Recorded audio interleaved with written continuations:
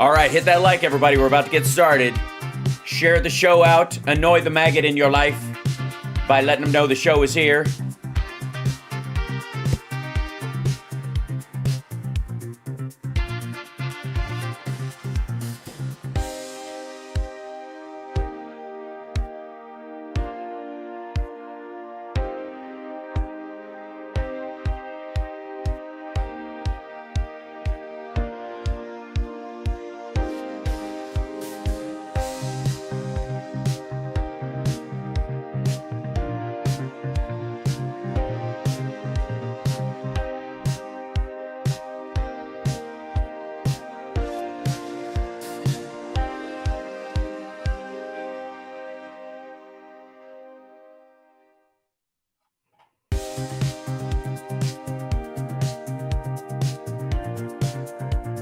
Be up on Instagram right now. Excellent. Okay. I'm just going to jump straight in, everybody, because holy smokes, it's None More Black Monday. This is, there. You will hear a lot of tumult, wringing of hands, gnashing of teeth today as the Dow has dropped 2% already. There was a momentary reprieve. Allegedly, because there was this rumor going around that Trump had blinked and was going to put a 90-day pause on it. They have said that is, quote, fake news. And so the plunge started renewed, I suppose. It is 37.53.6 right now, 53.9, 58. It's like vacillating around that. 2% down, 782 points lost. Again, this is without factoring in people who will take a little longer to get the news that there was this fake, I guess, reprieve, and that it has gone away. Joining us this morning is our dear friend, our long-lost brother, Texas Paul. How are you, good sir? And welcome, and glad to see you, and hi. And I feel like you need simply a black mask, and you are the Texas Ranger we have all been waiting for. Thank you, my friend. I have missed you so much. I tell you, we've got to get together, brother. We really do. I mean, I insist. I'm more than willing to come out to your neighborhood. I love that idea. I mean, at this point, public transportation might be their next target, so it might break down. So we don't know if, we might have to just hoof it at some point. This is some serious stuff. And for all the sort of eat the rich talking points that may have worked in the 80s, maybe even the early 90s. Retail investors are a major factor these days. People individually trying their best to find their own way in the markets, invest some money so that it will grow faster than the flippant, Fed levels that they can, a savings account with whatever, 4% at best.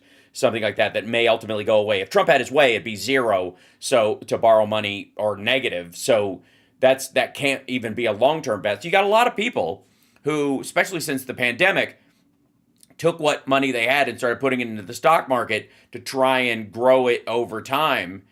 And it seems like this White House may have gotten wind of that, and this is an attack on Main Street as much as they pretend it's about international trade. Agree. Yeah. 100%. Yeah. I do. I agree 100%. This is the level of insanity here. And I get me. I don't do conspiracy theories a lot. I don't. I mean, I'm a pretty practical individual. But every time we post about economic news, I will get 50 people, 100 people that will say they're doing this on purpose. This is a grift. They're tanking the markets. He's gonna walk back on this, and the markets will come back up. This is insider trading. And normally, me, my instincts are to say, show me the proof, and then I'll go with you. But good God, I mean, just reaching around, trying to find any reasoning behind this. It's not there, my friend. It's just not.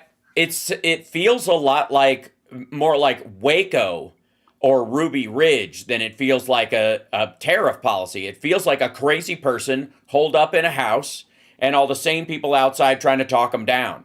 And we got word this morning that Jamie Dimon, who was a big Trump supporter, sends this, releases his letter that everybody reads, kind of like Warren Buffett's. He's like the Timu Warren Buffett as far as people reading his economic planning letter. And he made a bunch of changes in the last 48 hours that said, holy fucking shit. And he called it, we are at the edge of an economic nuclear winter. And he's not wrong. Like, I don't think these guys have any idea how anything fucking works. They really don't. And they don't care. Totally agree with you. That's what I keep trying to remind people. Everybody, especially MAGA, they're the worst. Oh, this is 3D chess, short-term pain for long-term gain. Right. Bullshit. This guy's a moron. This guy, he's listening to he's listening to Peter Navarro and Larry Kudlow. Both of these guys have preached this insane mantra that everybody inside their own bubble blows off. They're like, that's crazy. You know, we have them. Hal, we do. We have friends that espouse some things, and we're like, okay, buddy, let's talk about something else. You know? Yeah, right. What they're talking about, and Peter Navarro preaches constantly, is going back into, and I hate to do this whole history thing again, but I love history. I don't mind. He's preaching that if we go back to the early 1800s model, if we go back to when we were colonies, the government didn't do anything, so you didn't really need income taxes. They didn't have the means. They ran everything off tariffs. Right. They ran everything off tariffs because we were a nothing country at the time. Right. We were not a power player. We were like a mid-African country where everybody just took resources from us, furs, cotton, whatever. Our government didn't really need to do anything because there wasn't a lot going on. That changed. We cannot go back to that model that they preach.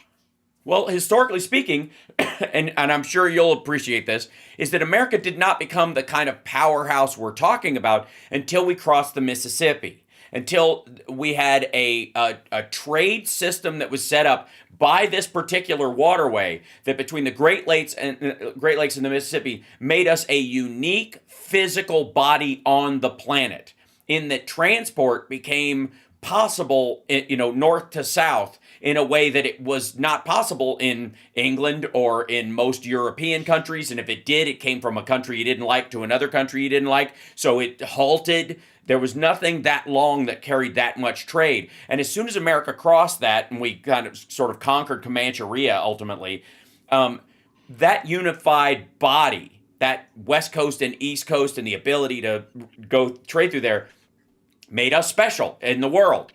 Not some sort of even the oil industry of here, or, ultimately it was the tie together that gave us the ability to do factories, because you could transport stuff, the intercontinental, railway, ultimately then, of course, the highway system.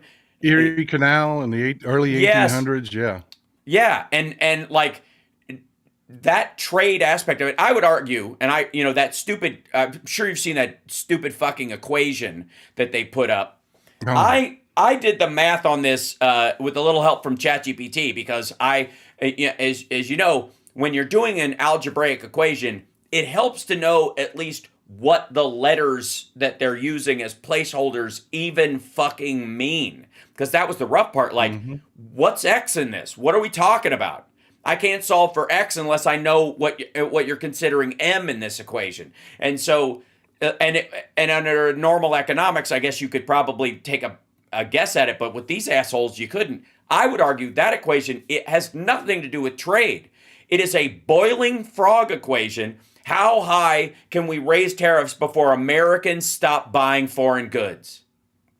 And that ultimately, it's a way of chopping off the head of the consumer right now, because that's what's singularly keeping the Fed from lowering interest rates. And Trump needs them to lower interest rates catastrophically so that he can refinance his buildings, because he thought he was going to get negative interest rates from the Fed in his first term, and he didn't, and he missed the boat. And everybody else in partner with him, is now paying 2% interest on his buildings, on whatever their partnership is financially on their loans, and he's paying 5%.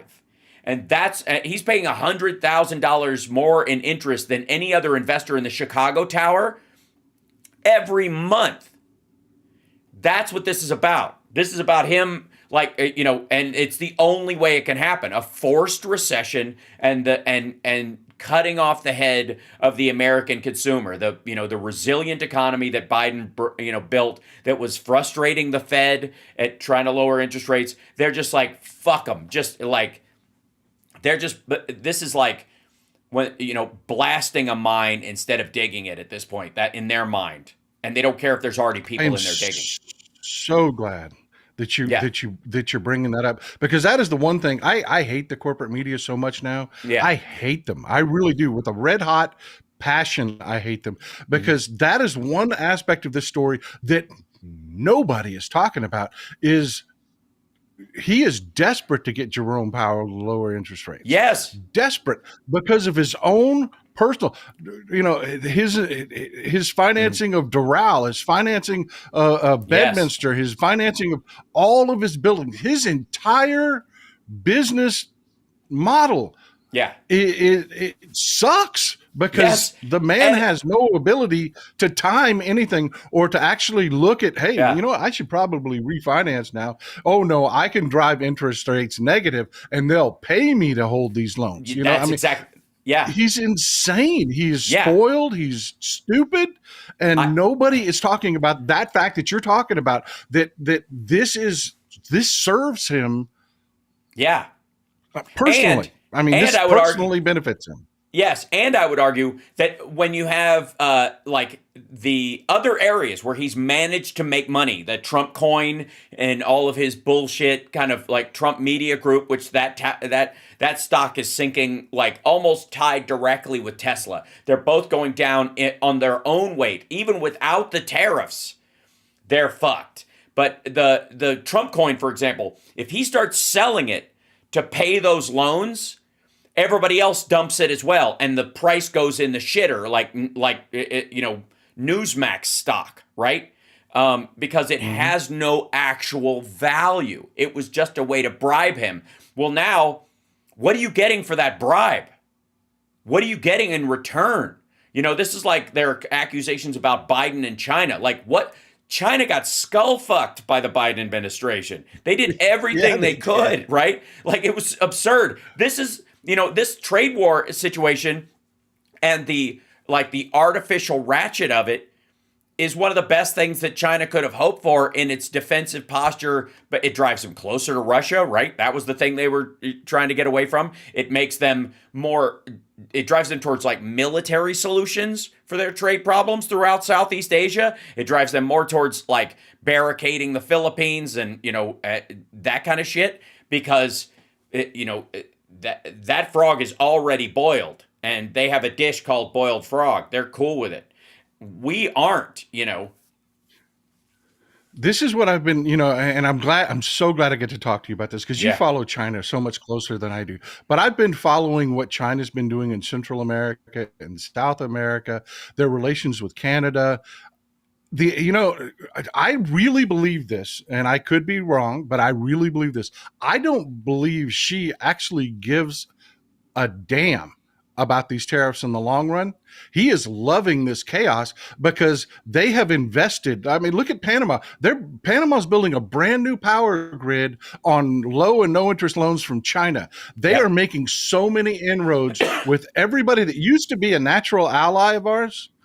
I mean, Canada is just bear hugging China as tight as they can right now, because they're done with us. They really are. Two largest Chinese populations in North America are north of Toronto and Vancouver.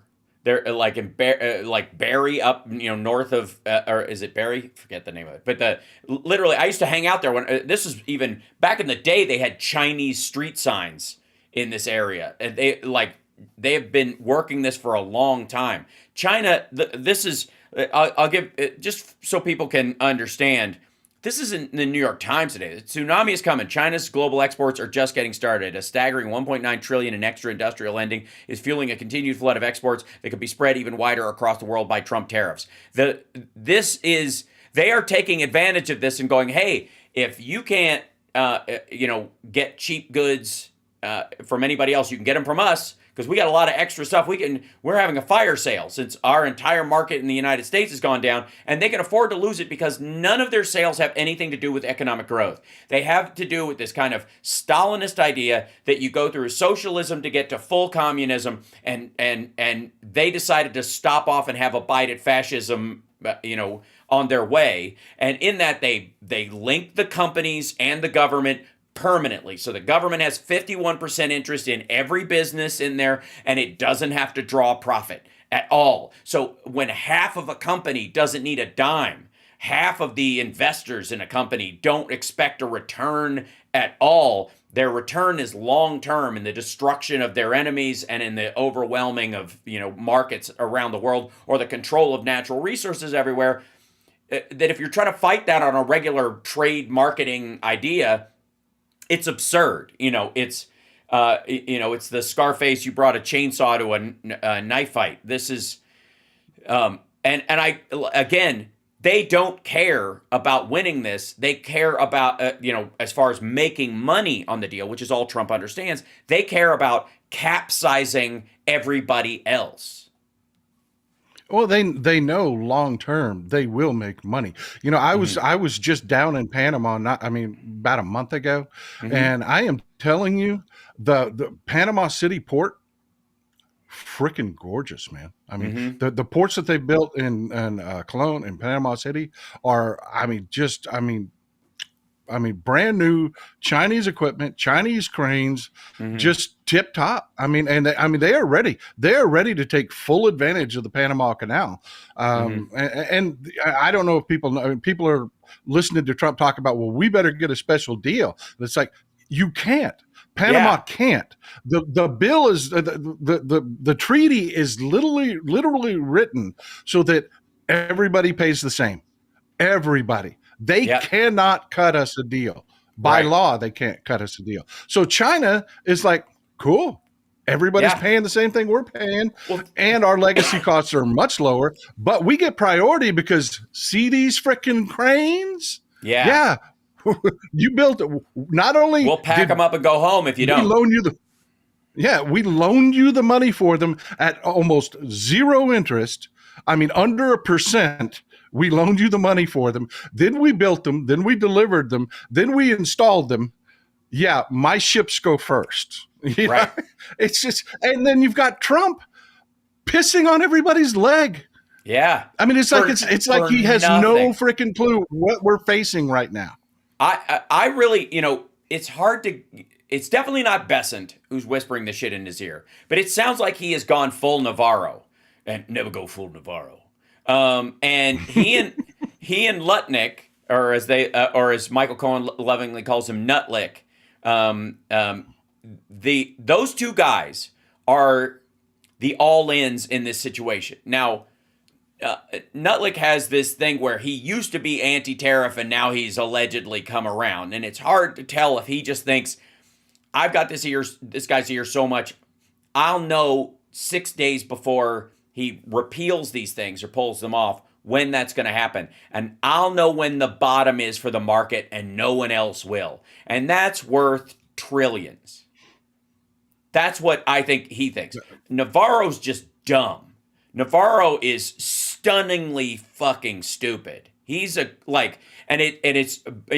borders on religiosity, the way he talks about these things. No, this is going to work out. We're going to bring these factories back. Well, if we do, they're going to be giant. I know I'm right. Yeah, I'm right. I know I'm right. What we're talking about with his beliefs going back to 1800s America. Right. He really, in his soul, he believes this in his soul. Yeah. And again, I think it's because he has a soul belief because intellectually there's nobody home. You know what I mean? It's all, the fuck your feelings crowd are really driving this whole thing on feeling. They really are. There's no evidence to point to that this is going to work in any direction, like all over. So I was watching like Bloomberg this morning while I was at the gym, like on, or listening to them on my phone. And I've never heard sharp talk on those channels like I'm hearing it right now, especially with the people who are like, well, we'll wait and see. We'll ride this out. We think it, like, everybody's like, fuck are you talking about? We don't need factories here. We got near full employment. He's like, well, what about the quality of those jobs? Like, nobody wants to drop their middle management job at fucking Garmin selling, GPS systems to the military or to car companies so that they can go put in, as fucking Nutlick said, little screws in phones. Like, nobody is lining up for those jobs. Like, we were needing more immigrants to fill the manufacturing jobs. We're 1 million short already. And they're allegedly driving people out of the country who would do this stuff. Any factory that is built right now, that they break ground right now, or even fucking last year, is going to be a giant vending machine. They're not going to have people in them.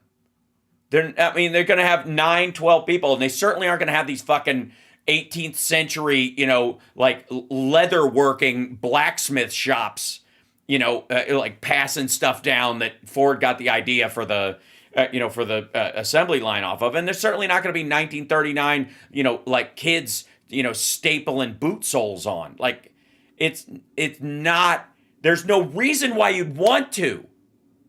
That's the weird part. Like, nobody asked for that part of it.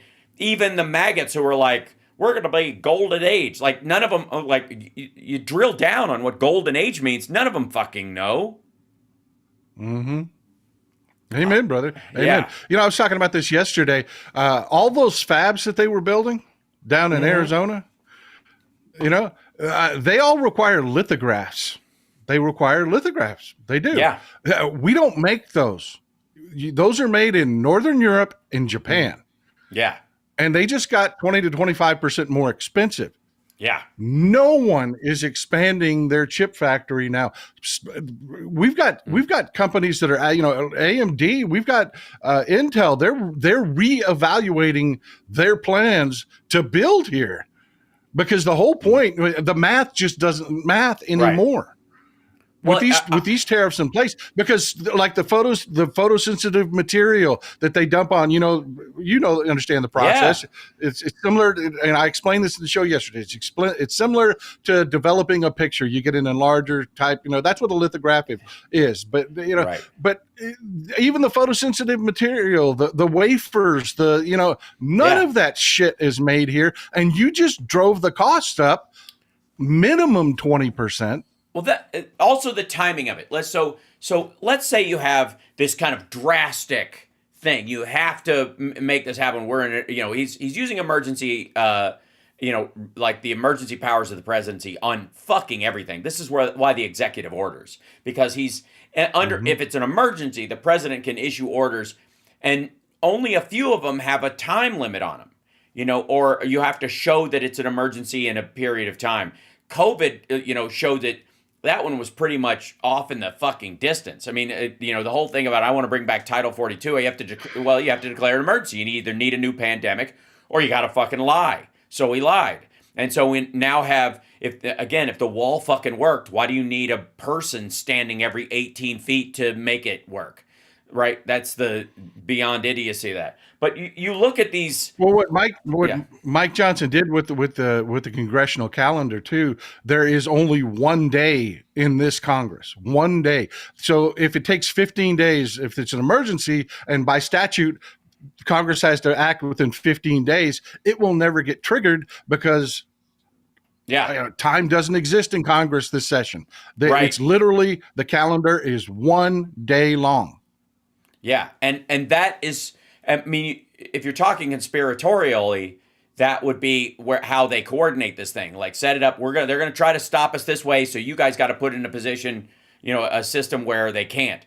But I really think that's what the immigration stuff was about. That the fear went so deep with so many voters and so many people, and especially in right-wing districts, about immigration, that they you do some stuff in that is so illegal that the courts will act, like shipping off American citizens to an El Salvador prison, those kind of things. You're going to trigger that. And so what you do is you tell your House people, look, the courts are going to come after us, so you guys got to slow walk your calendar from the jump. So even if they do force us to do this, it will only happen in that window. And then you do the real stuff, which is the the tariff stuff and that, so that you've already set up the House where they can't, unless they call a special session, and they've got to have a tremendous amount of political will to bring themselves to do that, right? You guarantee that the ballless assholes currently running the Republican Party aren't going to go, oh shit, everybody back to the office. Because if they do that, it shows that they are not on the team, right? And you can't do that. So it guarantees that by the time, they get on their feet, it's already over. It's boiled. Agree 100%. I 100% with what you're saying. This was part of the 2025 project. It was the plan to that. They've had 5 years to plan it. They're implementing it. And what frustrates me are the people that just did not listen to me when I was explaining. They're going to do this all by executive order to sideline the legislature. And then I have people scream, why aren't the Democrats in the legislature doing something? And it's like, it's not being done in the legislature. It's all going to run through the courts. All of it is going to go through the courts, and that takes time. And it's chock full of Republicans. Like Jeb Boasberg. It doesn't matter that Donald Trump calls him a liberal judge. He was appointed to the Superior Court by W. He was, you remember the deal they were making with McConnell? We'll give you Republican judges, you give us our liberal judges. He was one of the Republican judges that was part of that deal when Obama gave him the promotion to the district court. This guy is a Republican. This is not a legion of people that are ideologically set out to fight this. They aren't. These people by default are like, let's see what happens here. And even they are freaking disgusted by what they're seeing. Well, and I have to say, the irony, and this is, we've been all trying to find a way to say "I told you so" a bunch of different ways, and we're going to learn how to say it in every fucking language, because of the quote unquote diversity of the crowd that elected Donald Trump this time, where they're like, me in like broad sweeping generalizations and how annoyed I get by them. It's very Libra of me, I understand, very California. But when they keep saying like nobody thought he was gonna do this, like how did you not fucking know he was gonna do this? He said it over and over, and he's dumb. Like I really do think these assholes bought into this whole like he's got this is fifth degree, dimension chess, and he definitely has it's just, how did they not see it coming? How do they not, he told you, and he told you while mispronouncing practically every word in the sentence. So the idea that he had this long form layout of what, like a Xi Jinping 50-year plan to this nonsense is just garbage. I don't know how anybody buys into that. And you get so many people, and this is the part that really just, because you know me, you cut me, I bleed blue. I am not bashful about screaming. I am a Democrat. I am. So many people, every damn negotiation, we don't have our agenda in place because every damn negotiation, Republicans were like, we're going to fuck up Medicare. Oh, sorry. No, you can do it. We're not on the radio, so you can go right ahead. Okay. Yeah. We're going to fuck up Medicare. We're going to fuck up Social Security. We're going to this, unless you give us tax cuts for our oligarch donors, that's what we're going to do. So we weren't negotiating for our agenda. We were stopping the VA from getting wrecked. We were, and we got zero credit on it. And then you get these morons that we're telling them they want to do this. They want to take your Medicare. They want to take your Social Security. And they're like, nah, they'll never do that. And we keep telling them they try to do it every negotiation. And we stop them, and they would never give us fucking credit for the fact that we kept the goddamn lights on. Yes. And now we can't. And now they're mad at us. And it's like, look, people, we weren't lying to you. They really want to do this. They told you they want to do this. We stopped them, and then you took power from us for stopping them. Yes. It's nuts. And again, I've said this multiple times. I am not bashful about it. Fuck the uncommitted crowd and these waffle motherfuckers who are like it's 6 of one, half dozen of another, when Trump was leading into just the most bigoted, racist immigration policy anyone has espoused since the fucking 40s. And everybody's like, I don't know, but I mean, I kind of like, if it no excuse, none whatsoever. You allowed yourself to, at best, allowed yourself to be Kool-Aided into a corner, but you put this guy in office either by standing down or standing for him. The Michigan group of like Arabs for Trump, who now call themselves American Arabs for Peace instead of American Arabs for Trump, because they're hiding from what they fucking did. No. You don't get to. I'm vote shaming all the way to the midterms, because this is on you. Because and one thing is, like, do we care about like billionaires losing half their net worth because of their investments on the stock market? No, but retirement funds, 401ks, people who are old and live on dividends, and we're an increasing number of those folks, especially early Gen Xers. Who were like, I don't think Social Security is going to be there because these motherfuckers are going to cut it. So I am investing in the stock market, and I will have a dividend portfolio to protect myself because I think they're going to destroy it. And they're right. And these people are the ones that are going to be hit the hardest. Plus, they're trying to drive unemployment to 7%. That's also part of this, is that this illusion that we overspent because of COVID. We fucking did not. We tried to plug a $20 trillion hole with $9 trillion. We went nowhere near flooding the system with fucking money. They just don't like where the money went. It went to too many poor people. It went to too many middle class people. That's why they think the money spigot went, the money machine went burr and the money spigot was turned on, because of where it went, not that it went into the system. And it was fucking working under Biden, and it was moving in the right direction. Like, it's it makes me like, I feel like, the woman in Clue, like flames burning my face. But these are, no one has any excuse going forward. I don't want to hear it.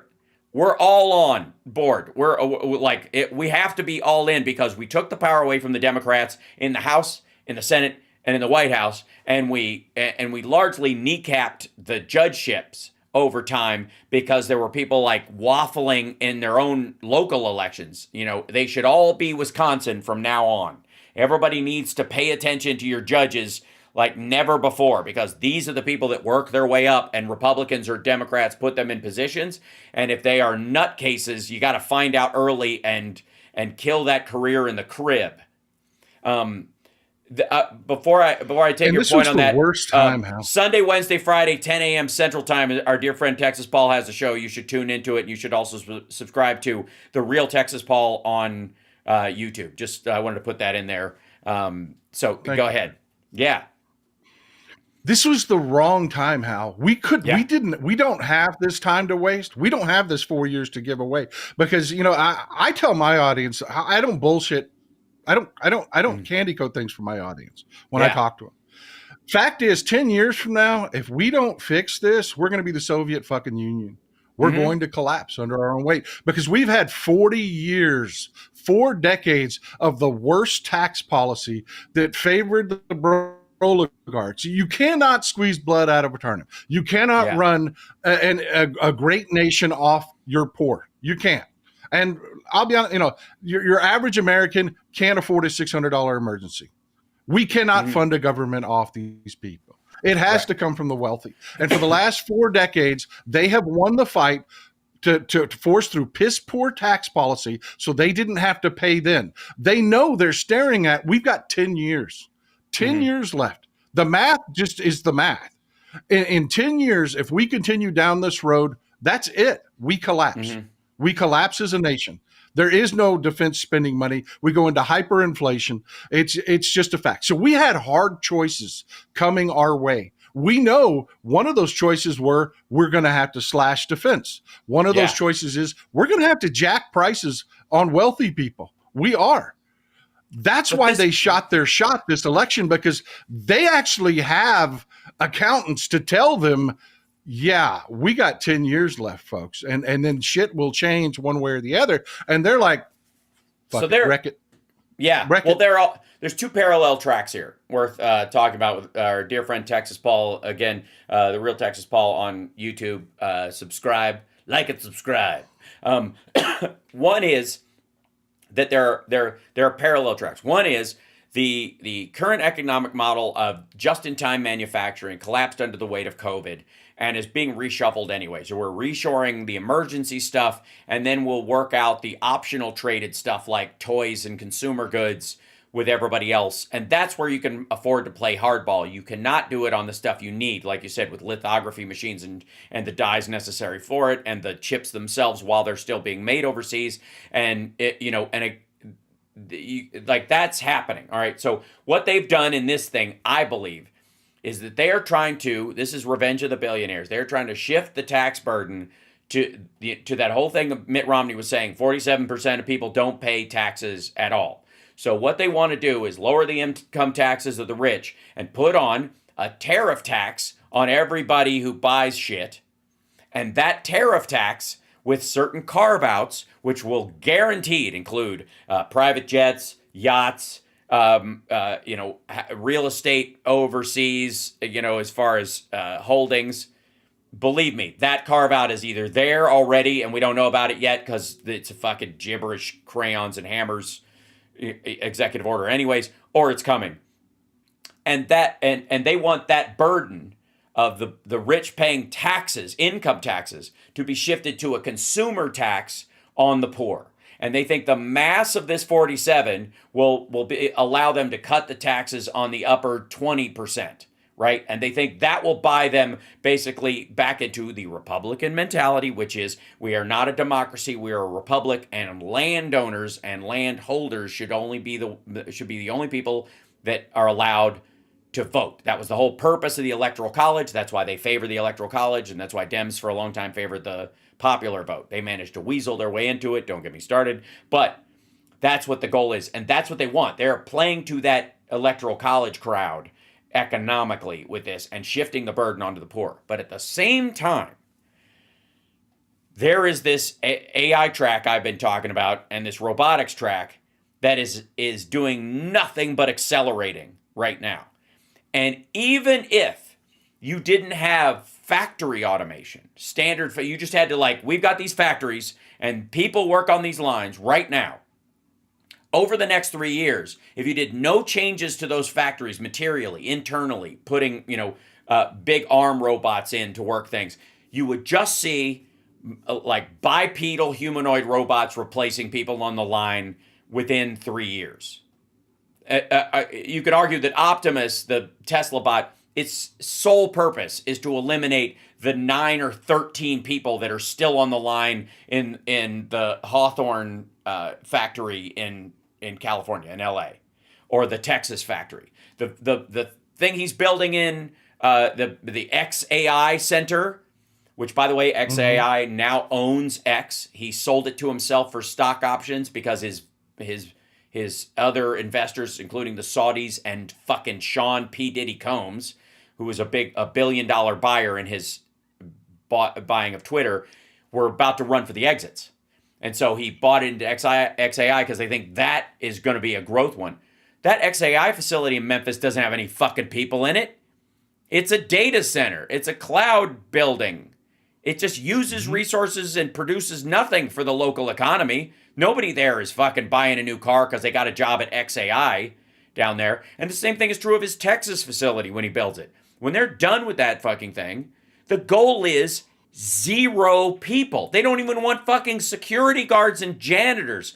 There is a not too near future where any factory that's built, especially any of them built around AI or built around auto plants or any of these kind of big functional factories, there's not going to be anybody on the fucking campus. They're just going to be, I call them vending machines for a reason, but that's what they are.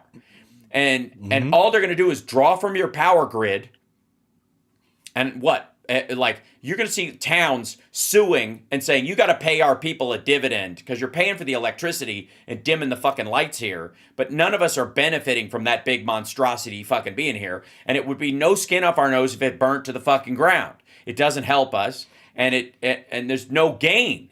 Why do we care if it's here now? This is why, I've talked to people till I'm blue in the face about this.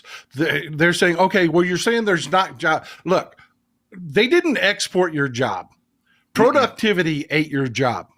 Yeah. Automation and union members they laugh at you when you tell them that no robot didn't take my job. Yes, he did. Yeah, yes, he did. And not only that, take a look at Walmart's managing program. They track the second you pull something off the shelf and scan it, they track exactly what sells, how much they need to order. It's all automated. You remember clearance sections like every season you used to go in? I don't know about you. I was poor white trash. That's where we got our clothes. Absolutely. Yeah. And thank God we lived in a warm area so we could buy off season and still use the clothes. Right. That doesn't happen anymore. It doesn't, because automation ate your job. Mm-hmm. Productivity ate your job. That's where it went. Where can we get jobs?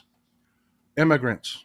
And they're like, what do you mean there ain't enough jobs? You want to bring more people in to compete for them jobs? Yes, because an immigrant comes in at the very bottom of the ladder and they buy the shittiest little house and they work their ass off in jobs that can't be automated and they're low pay, and they spend their entire lifetime, usually for a couple generations, working their way up that ladder, buying goods and services that can't be automated, that your roofing company or your distributorship that sells shingles, which is automated on the inside. Nobody's carrying stacks of shingles anymore. You've got automated freaking equipment moving that shit. Right. But the people slapping them on the roof are still there. Yeah. And the people that, they are an engine for the economy that actually cannot be automated out of existence. And they will work their asses off and live the American dream. Yeah. They are a net positive for the economy in the exact kinds of jobs we need to create.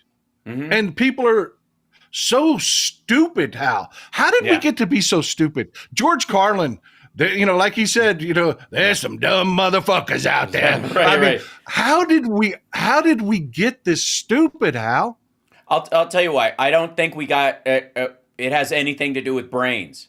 I think we got emotionally manipulated, and there is a storytelling aspect of film and television and books that has been around forever, that what motivates you to turn the page is not you're not reading a textbook. Getting somebody to finish a textbook versus a novel is a very different process.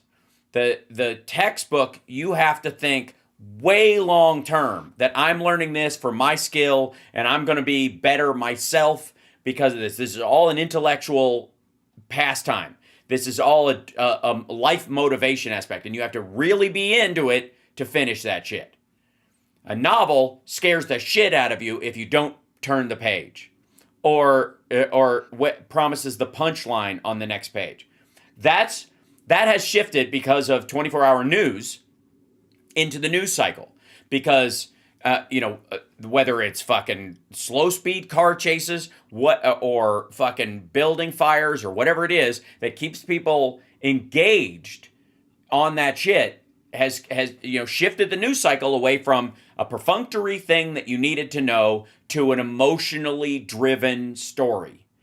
And I really do. I hate it when newspapers talk about stories in the news, because a story is not the news. A story is a prosaic view of an occurrence with a lot of fluffy details that are not intrinsic to the facts of the matter and may or may not be true depending on your position. And that's where news had to go. And by the way, it's not new. They went back to it, because for a long time you could just trust the news and it was very Walter Cronkite. But before that, it was all yellow journalism and stories. You know, My Friend Doc Holliday, written by Wyatt Earp. You know, in a book, and it was a story of true stories, but it had a lot of embellishment and a lot of passion written into it as well. To compete against streaming services and regular television and VCRs and shit back in the 90s and all this stuff, the news has had to become more showy. And that means we are not being directed by our intellect. We are being directed by our emotions. And these are two very different things.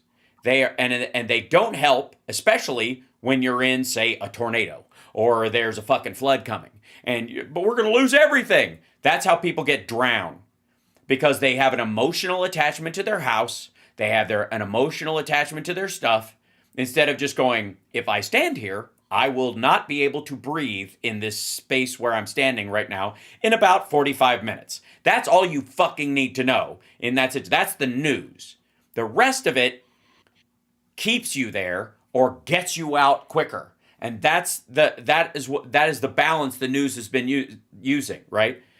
And the problem is, if you're using it for both directions, stay there, because, man, this is all bullshit. It's a big conspiracy. They just want it. Somebody's going to loot your house. There's all these immigrants around. They're going to steal your shit while you're gone. The government just wants you to leave so they can come in and plant chips, right? That's the emotional tie to stay. And then everybody else, like, it's a flood, get the fuck out, is also an emotional tie, because if it doesn't flood one time, everybody's like, it's fine. And then they're dead the next time. This is the measles situation we have in Texas right now. This is, fucking RFK saying only 300 people died, in 1 year of measles when he was a kid.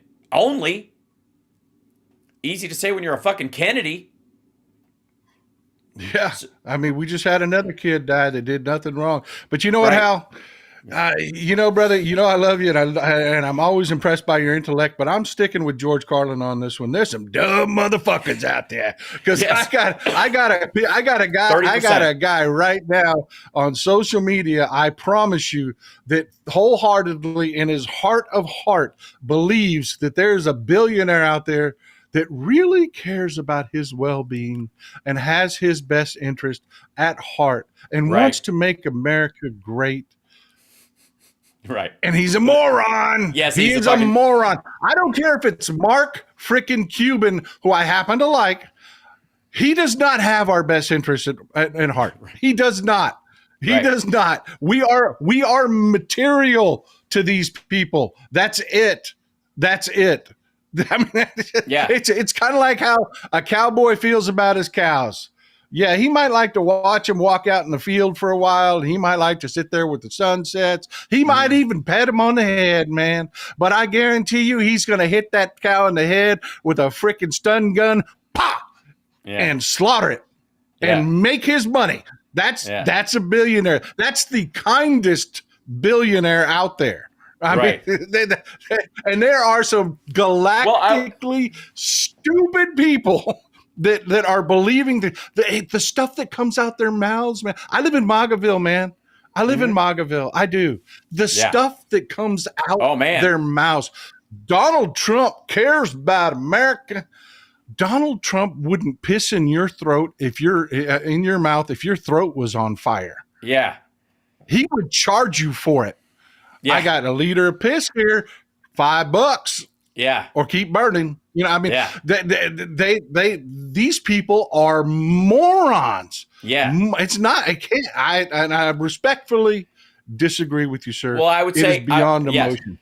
I would say that even that description of your friend, the person you love dearly, your friend, Mr. Cattle, he feels like Donald Trump, it is really shifted. He has basically put his brain on hold, which is another version of being stupid, but it is a special kind of stupid. It is not for lack of education stupid. It is, I've learned all this stuff, but I'm going to set it aside because this guru is telling me to give him my paycheck, and maybe there's something beyond this mortal coil that, and he's got the special dispensation, right? That's why I think it's an emotional attachment that they have instead of an intellectual one. Again, is it stupid? Yes. 3D chess.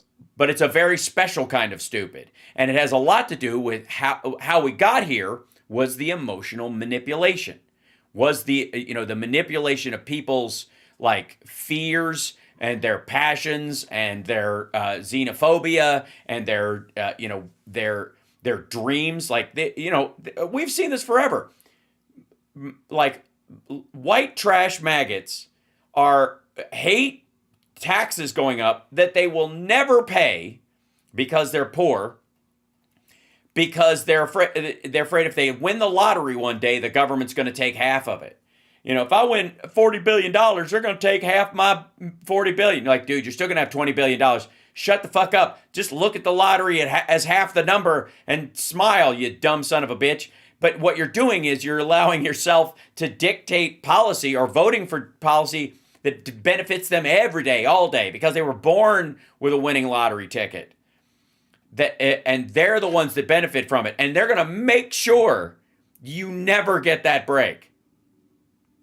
And the irony is, again, they're going to be paying these tariffs the whole time. This is the tax being shifted to the poor. That's what this is. At the root of this, that's what it is. Bubba really cares about that capital gains tax. I'm telling you, he really cares about that capital. Yeah, right. Yeah. Man, he might make a windfall on that trailer when he sells it, and hey, you don't have to pay them taxes. Dude, he's got a fucking trailer full of rusting guns because he'll buy the guns but not the oil, and he won't take care of them. And then one day he'll be like the Russian military when the tyrannical government's coming for it in the form of Trump's own ATF.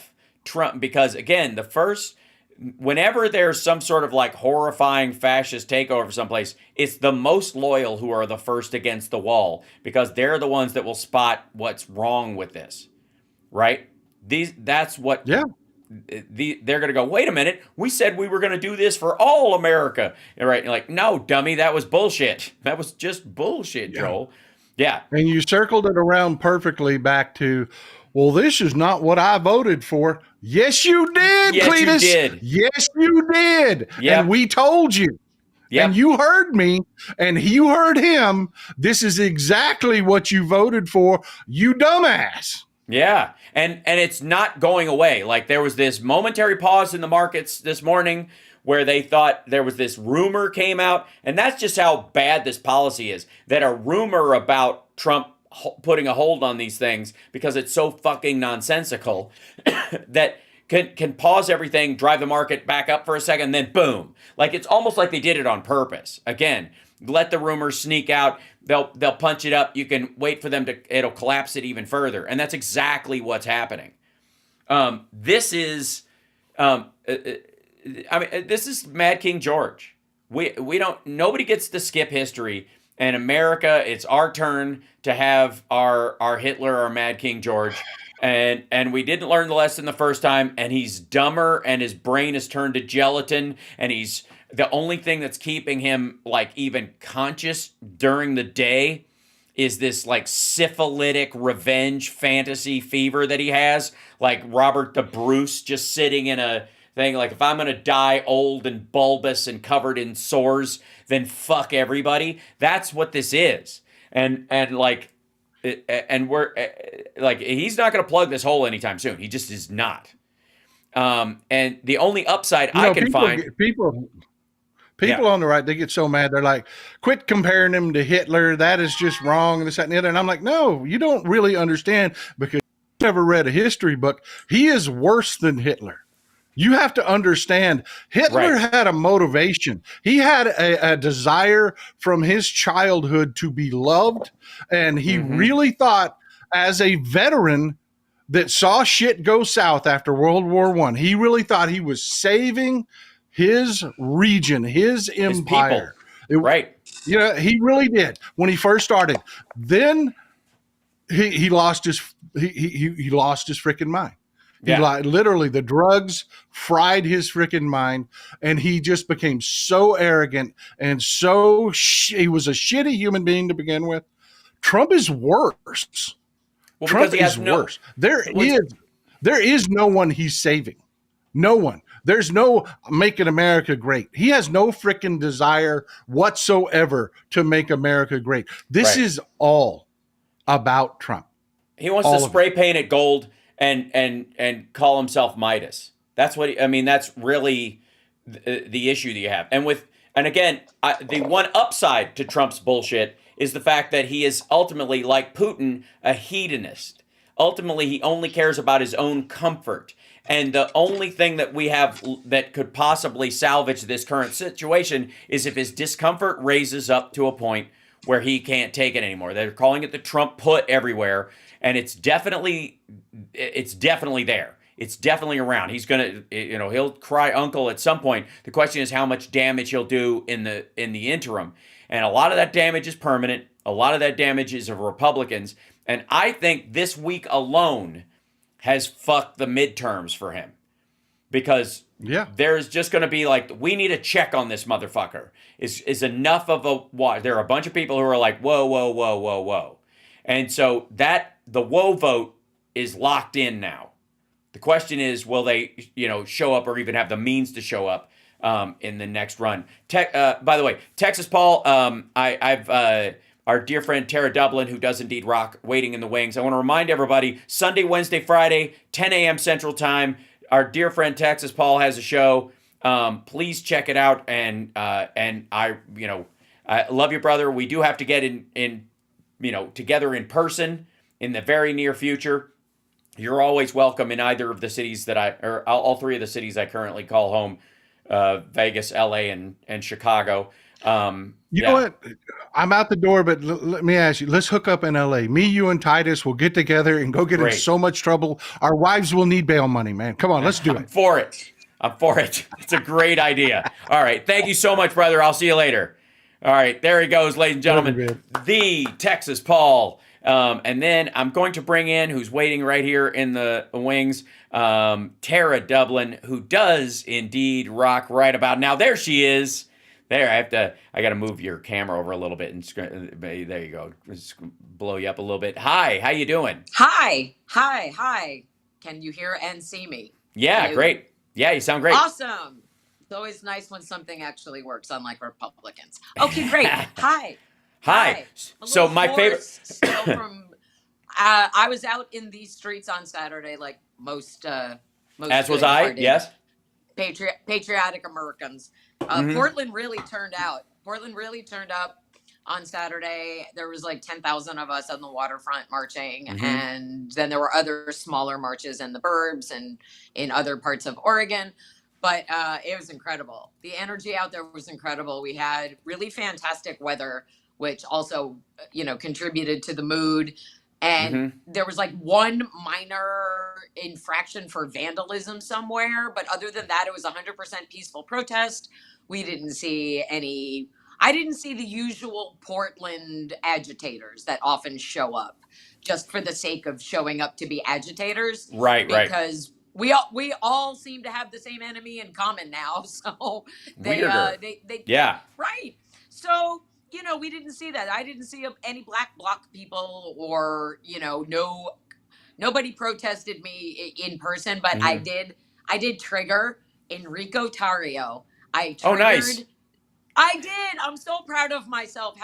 This is, we don't have many reasons to embrace social media, but I posted the picture of myself just before I left for the march. And I said I was essentially wearing my protest sign. I'm not wearing it now, but it's my infamous T-shirt of Wonder Woman, after perhaps punching Trump. There's no fist in his face. He could be ducking her because he's a coward. But anyway, the inference is that, of course, truth, justice, and the American way is going to prevail over him. But that nothing triggers MAGA like that shirt. That shirt makes them so mad. The only other thing that makes them mad is when I post about my book because they don't read.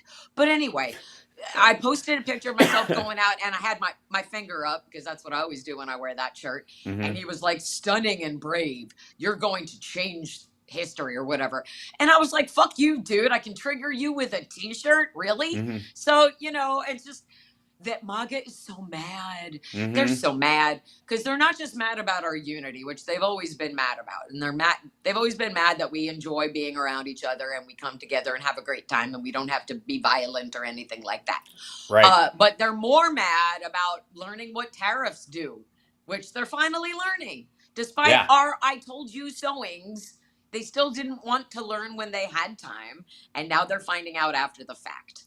So that's just that. A lot of FO going on today in general. Yes, is my video coming through badly and sporadically? Do I need to call back? It's a little choppy, but it'll manage. It's not radically bad. We'll move it around. Everyone can take heart because I am in receipt of a brand new webcam. I know. I saw you messing with it before. I was so excited. No, this is not the new webcam. This is my phone. I have a new Okay, so here's the deal. For the Tara Show, which airs on the Political Voices Network YouTube on Tuesdays and Thursdays at 2 p.m. Eastern and 11 a.m. on the West Coast, they sent me a webcam, and my cohort, Tara Devlin, sent me a microphone and an interface. And the only thing is, the headphones that I have, which are the proper radio DJ headphones, I don't have the adapter to plug into the interface. So that won't work. I have to go out and get one. But the next time you see me, I'm going to be on a proper webcam, and we should not have this issue going through my phone.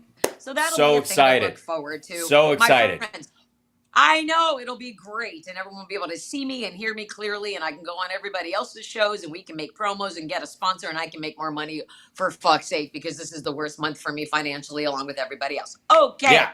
Hey, it's not Black Monday, it's Orange Monday. Let's get into it. Yeah, so this is Tesla stock is it hit the, where is it? Tesla stock shares plunge below Lutnick's never this cheap level. Yeah, it's so sad. Slick. Right, yeah, it's so funny. He blocked me on Twitter, by the way. The Commerce Secretary blocked me. Nicely done. So this is beyond. Okay, so this is 14% down in the last 5 days. Again, people. Today it's down 5% already. The Dow currently, I believe, is only down about 2.5%. It will continue to go down, but let me just put this in terms that I enjoy. Tesla is down double what the stock market is down, and it's fucked. So, boo, fuckity hoo. Can you see the world's smallest violin, Tesla? Yeah. Anytime your board of directors would like to get together and oust Musk, just go for it. Seriously. That's the only way you're recovering ever, is you divest from Elon. That is the only way any of these companies will bounce back, is get rid of what killed you in the first place. So my ass, that's that.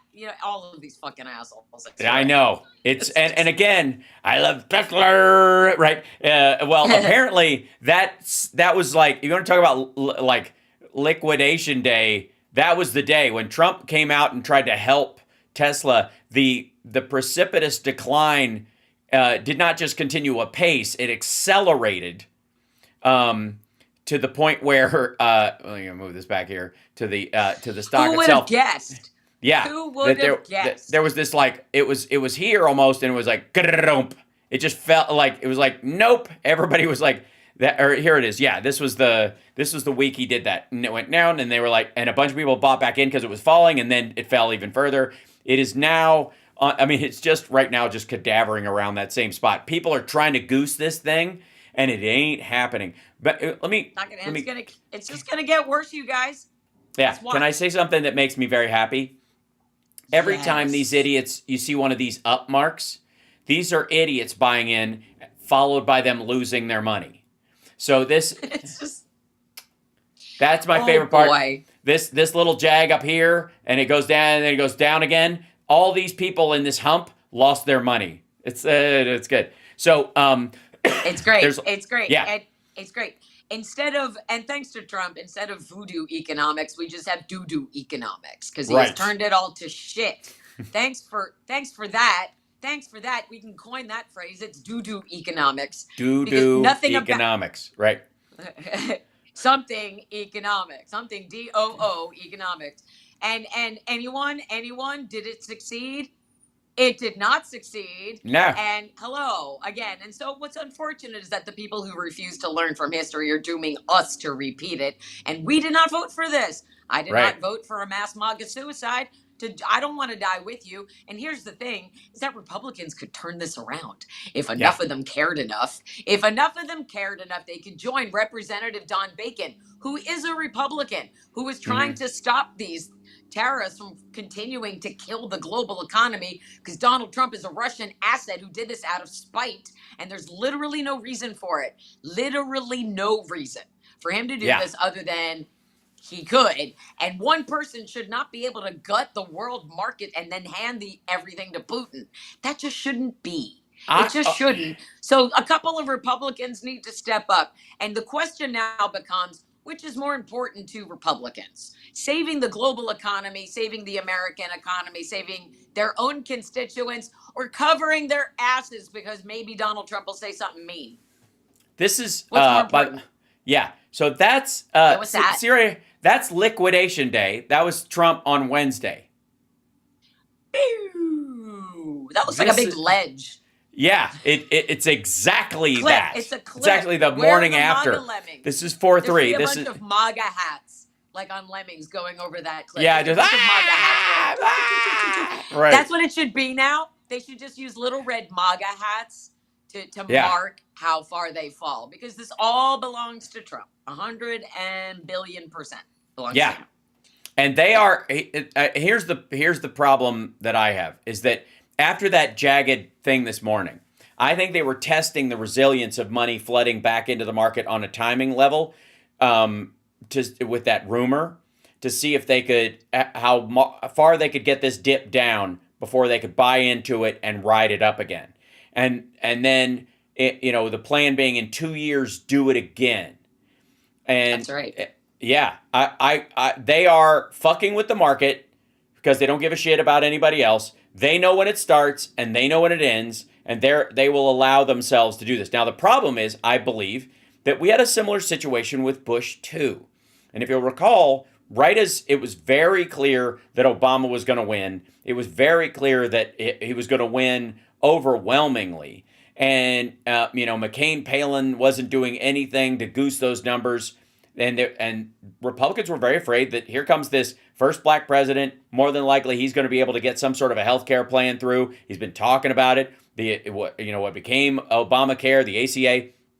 They're talking about it with a public option and all that kind of stuff. And the only way you could scuttle it is to make sure that the tax base is not there to fund it.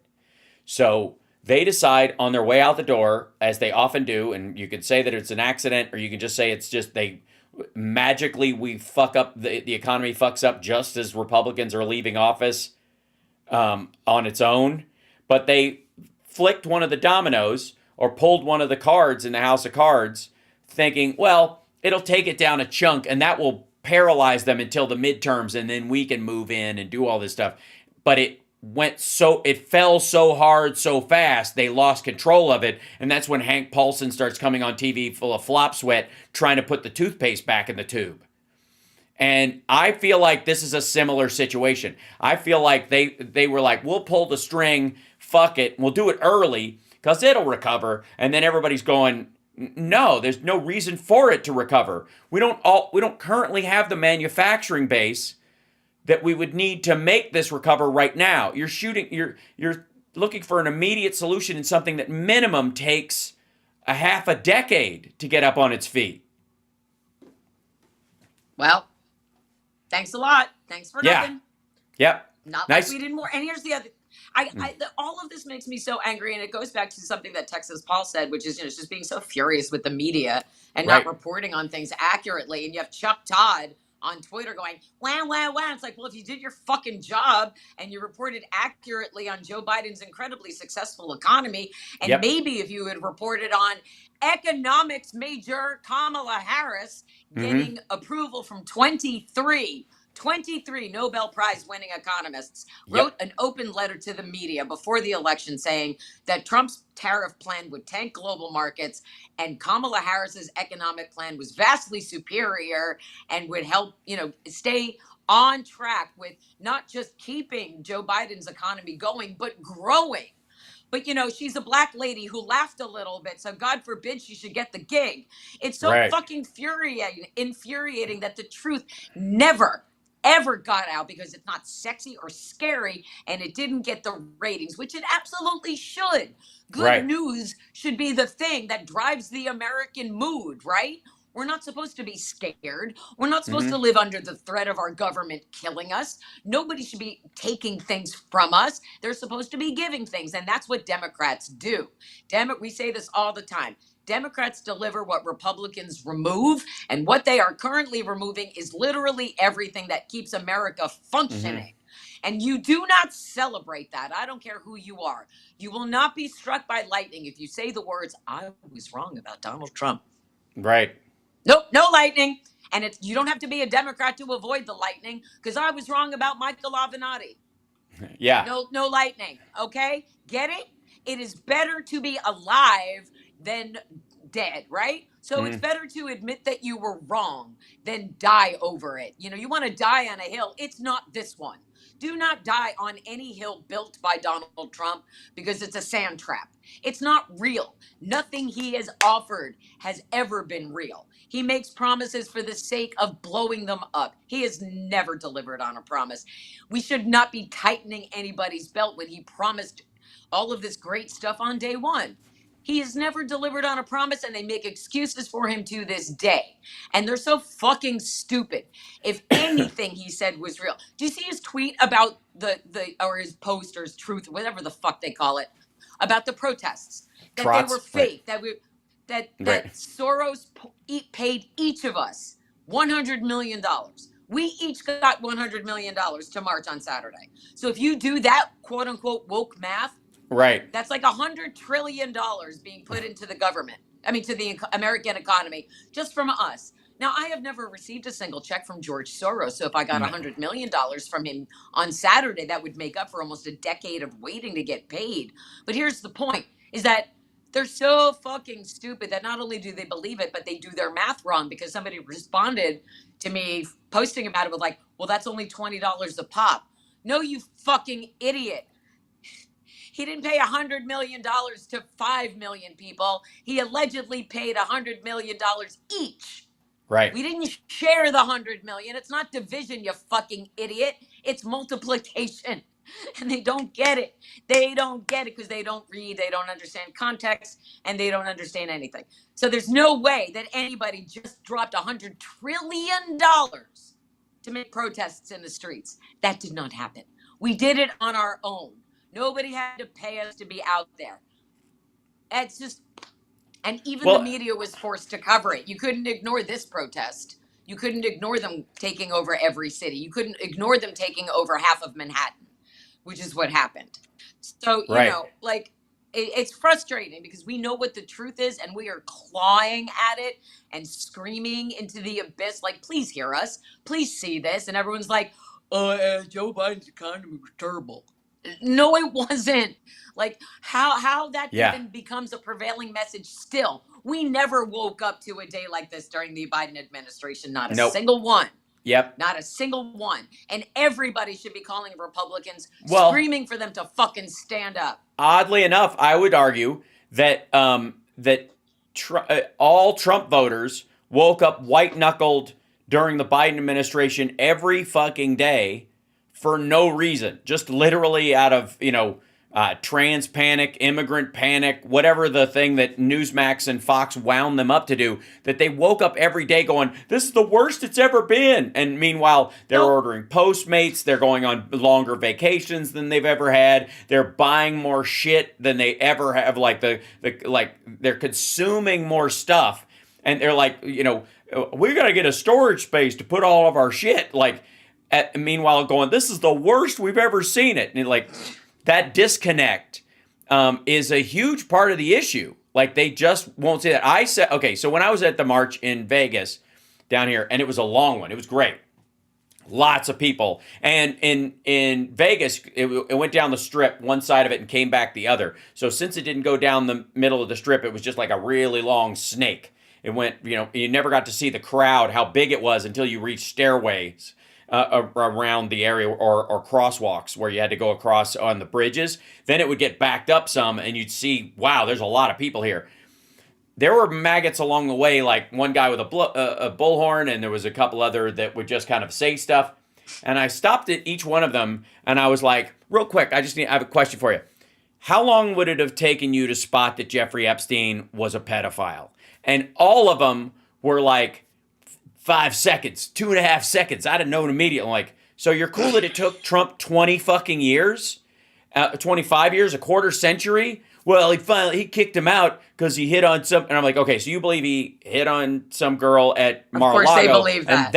That was the last straw. So it's okay if Ghislaine Maxwell is pulling girls out of the local high schools. Just don't touch the members at Mar-a-Lago. That's the morals. Great, thanks. And they would go, hubba, and I just go, bye. And it was fucking fun, actually. It was really... You're going to have another opportunity. Well, we're going to do another one in 2 weeks on the 19th. Yeah. And so you'll have another opportunity. And, when you see those same guys again, because they'll be out there again, you should invite them to come hang out in the chat so they can hear what we're talking about.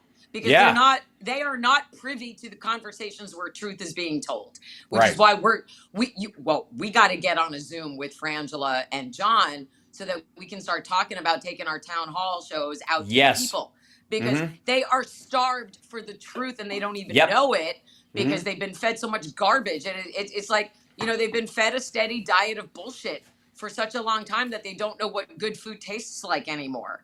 Right. And it's so frustrating because we have the best of intentions when we talk to them, when we say, here's what the truth is. And we get frustrated when they refuse to acknowledge that there could be any space for the truth that we're telling them, and it's just, I don't get, hey, and by the way, whoever it was, I saw it fly by in the chat, whoever tipped me $5 for coming up with do economics, thank you so much. Anyway, I will forward that. Yeah. And I have $1 million ideas over here. $1 million ideas. Anyway, but again, I'm frustrated because you know me to be the person who just wants to get to the truth and make sure people hear it. Right. Yeah. And so the sooner that happens, the better. And here's like a glimmer. We have like little glimmers of hope here and there. One thing that I saw right before I dialed in to talk to you was that there's now a quote unquote rumor from MAGA that Trump is going to put a pause on these tariffs. And I wondered last week, because he'll say, no, I'm not doing it, because he walked back the other ones and said, nope, not going to walk him back. And then he walked him back. I don't know about this time, but it's incredibly unpopular with Republicans. Right. And so eventually they're going to have to put some kind of pressure on him to do something. Right. Because it's not going to stick. He doesn't have that support. And while not all Republicans are MAGA, all MAGA are Republicans. And so there are glimmers of hope, again, like Don Bacon in the House, and glimmers of hope that you can reach them. But what I would ask is that, everybody just pick a Republican senator, pick a Republican member of the House, even randomly. They don't have to be yours, especially, if you're from a blue state, pick somebody on the Republican side that you think maybe is movable and say, hey, listen, you know what? Can we just set politics aside and acknowledge that this is bad for all Americans? What he's doing is bad for all Americans, including the ones who voted for you and the ones who voted for him. So could you please stand up and say, hey, maybe not fuck with everybody's livelihood. Let's figure out a different way to fuck with them. Just not this way. I don't know how Republicans are, what would finally reach them. And we've talked about this before, because it has to impact them individually. And now MAGA is being impacted. So it took a while. It took all of this time, but they're really going to see it. The next time they go to the grocery store, they're really going to see it. When they have to replace something that they need, that is a tactile thing, not a food thing. Because you can decide, okay, I'm not going to buy that item of food. I'm not going to buy that item. You need toilet paper, you need toothpaste, you need goods and services, you need things that are made outside of the United States, things that you don't realize what they are. And then you need, and it's a dominoes and it's a house of cards, and it's all going to collapse together. And, the signs that we saw on Saturday really focused on the economic collapse and how it is at the hands of two people. It's Trump and Musk. And even Musk is talking about fuck these tariffs. These tariffs are bad. Oh, he got mad at Nutlick on Saturday saying, he's never built, or Navarro, he's never built anything. Can I just point out one thing really quickly? Because you, Elon. Yeah, Elon's right. not a builder. No, he's a buyer. He's a barnacle. So this is a Truth Social post about TikTok that Trump has put out. And let me just show you the idiocy that we're dealing with here. Never mind the fact he's working very hard to save TikTok, blah, blah, blah. This is before he threatened China with 50% extra tariffs, which I believe would bring us to 84% tariffs, because it's whatever. Morons. At the end of this little Truth Sinkhole post, he writes, "Thank you for your attention to this matter." What? Is this a memo? It's like to whom it may concern. Thank you for your attention to this matter. What the, honest to God, that sounds like something my grandparents would write on at the end of a letter to the editor, right? Or somebody in the office wrote this very long email to spread, here are today's posts. Make sure they are posted at this time. Make sure it contains this. Thank you for your attention to this matter. And they just didn't edit that out. But here's an interesting tidbit about him wanting to save TikTok, aside from wanting to look like the hero that saved TikTok. TikTok was one of the sponsors of his golf tournament over the weekend. Yep. So just to reiterate how Dumpy is owned by Putin and Xi and MBS, he let the Saudis and TikTok are paying for the LIV golf tournament that he just happened to manage to win at his own golf club. And isn't that super exciting? And it was really important for the official White House account to be tweeting that. It's super. What a victory for America that the alleged president who tanked the global markets and then went golfing won his little golf game on the golf tournament. Sure he did. For him. Jesus, would you like to improve Christ. your lie, sir? Right. Boy, I'm hot today. How much more would you like? How many more points would you like to remove from his total score? Please don't tell me he shot a -2. Fuck off. Please stop. Please just stop with all of this. I don't look really to omens very much. But can I say for the record that this morning the stock exchange, the company that rang the bell was the Dollar Store. And the other day, Friday, it was the Newsmax people and Rudy Giuliani. So, and for that class. But the Dollar Store's stock, they did it because it's their 30th anniversary. And they've lost 50% of their value that they had last year. Great. Yeah, Dollar Store, by the way. And if you don't think Walmart, Dollar Store, these aren't the main buying points for MAGA, and they don't get all of their shit from China. Fucking all of it. And by the way, do you think this whole they're going to invest and they're going to build here and everybody's going to build here? What do you think they've done with the government incentive money for investors or tax breaks if you want to build a factory here in the United States that Biden had put into place? Scuttled them. They fucked up the SBA. They don't want the Small Business Administration to actually work or start dispensing loans. The interest rate is too high to do it anyways. But they could cut it. The SBA could offer special loans through government backing that are under the current rate to help jumpstart manufacturing. Are they going to do that? No. Right? And Trump is today meeting with the Dodgers and Netanyahu. And again, what? Yeah. At the same time? Well, no, on the same day. Meeting at the same time. On the same day, but it'd be fun. I want to say in the room together. Yeah. Why? Hold on. Why would he meet with the Dodgers? Because they're the world champion Dodgers or something. I don't know. Did they? Yeah. I don't follow the sports balls. But yeah. I do know that the Steelers didn't go to the White House, right? Or who won the Super Bowl this year? Who won the Super Bowl? Who played the Chiefs? I don't. The Georgia Chickens. I don't know. I don't know. The Philadelphia Aardvarks. I forget. The Eagles. There it is. Yes. There it is. The Eagles. The Wisconsin Beagles. Right. That's right. That's right. The Clary Starlings did not go to the White House out for that. But the fact that's great. So the two war criminals are going to hang out in the Oval Office again together. Congrats. Announce what? Congrats, Uncommitted. Gaza Hotel. Great fucking job. Great fucking job, guys. Kept, right? Yep. Right. But how could we have known? Laugh. How could you not?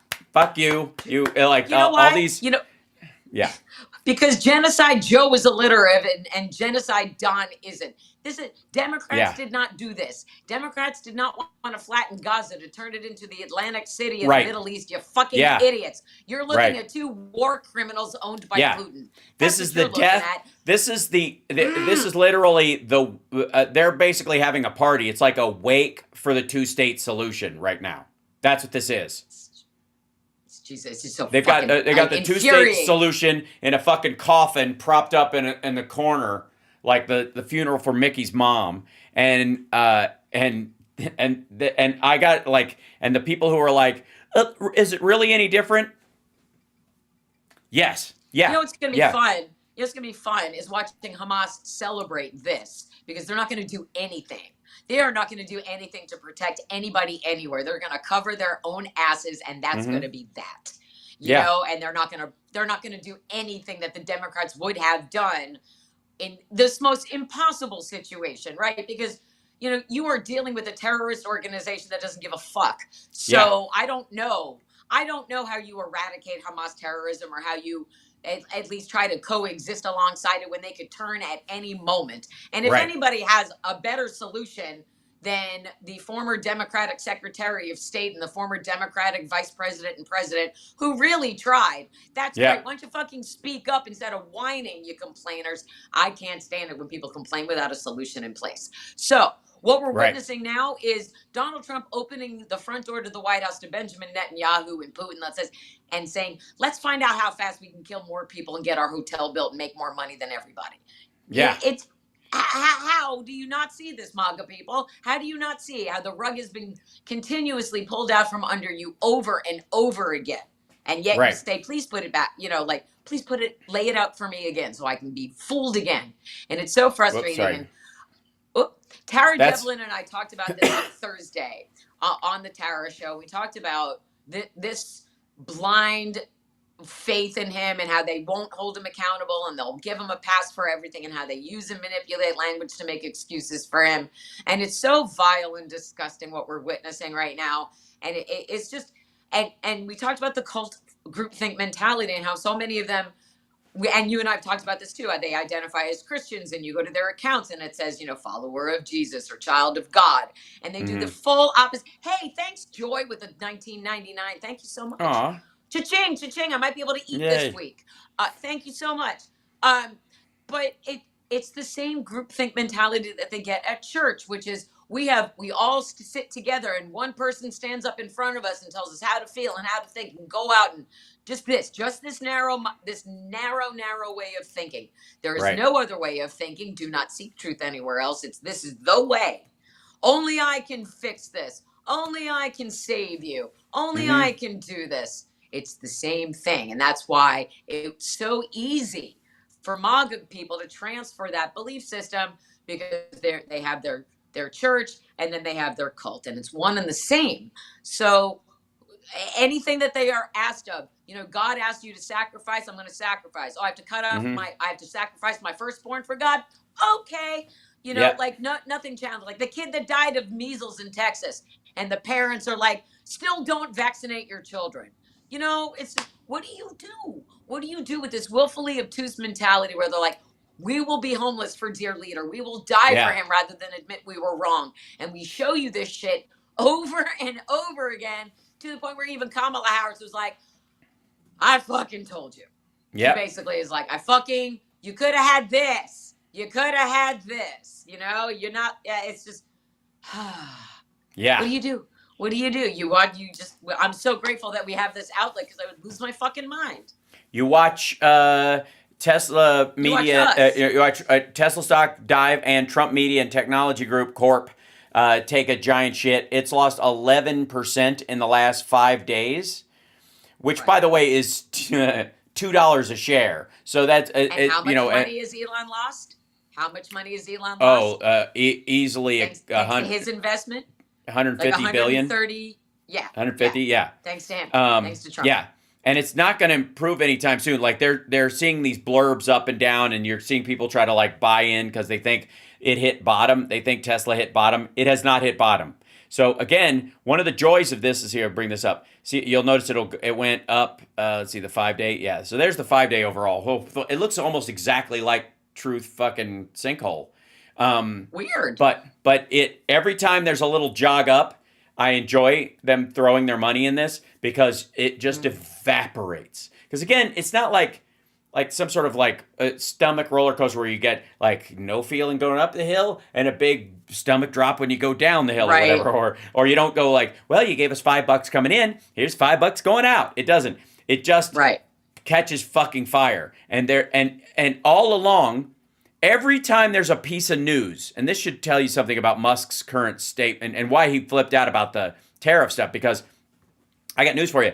There's another reason why he's mad about the tariff war, because Europe is taking it out on Russia. So Europe banned Russian oil today because they don't need to anymore. There's already, the OPEC countries had to put production back out there. There's already a glut, so they don't need it anymore. Right as the price is hitting the lowest point, which is below their break-even price, with the sanctions, it's going even lower than that. Right now, oil is at the same price that the sanction point is at for Russia. So as it goes down, nobody even needs to buy from them, and they need to sell it for more to make up for the gap. So but that's another reason, Tyler. But the reason he's flipping out about the tariff situations is because he gets all of his aluminum from Russia. He gets his batteries from China. The entire, the basis of the car is the battery pack. That's what they have been, that's what they pushed for a long time, is that they had a longer range, which they no longer do.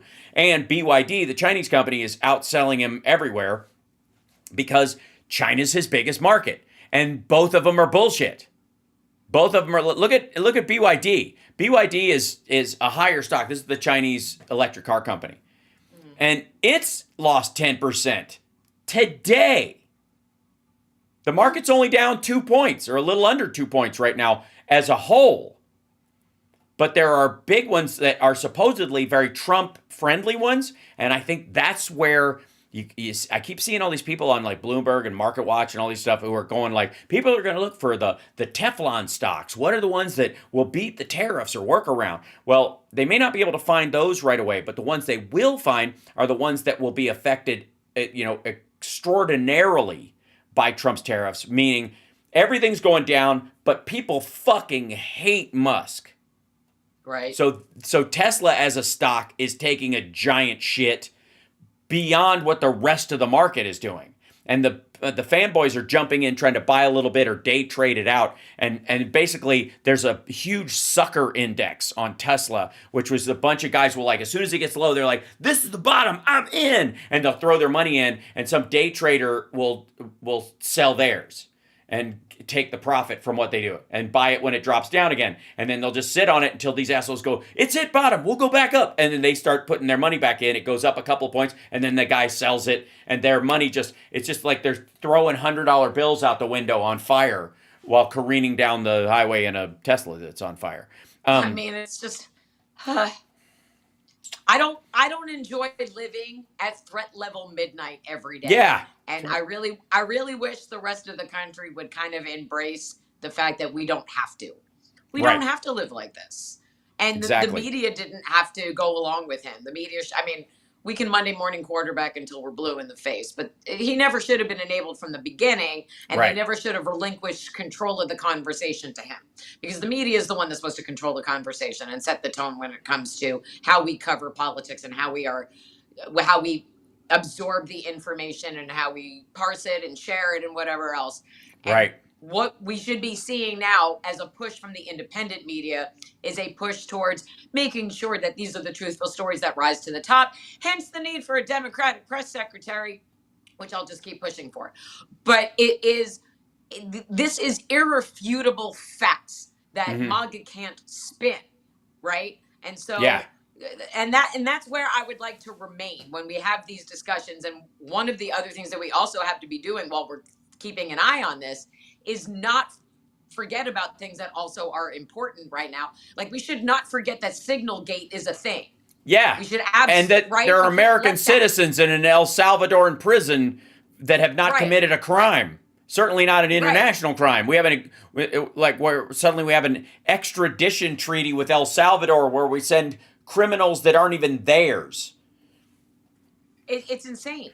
It is Yeah. insane. Like, and so, yes, we should be very concerned about the economy thing, but at the same time, there's a reason he did this, and it's to distract us from all of the other fuckery that they've already done. And Right. whatever other fuckery they're looking to implement because they haven't completed their 100-day Project 2025 plan. They're almost there.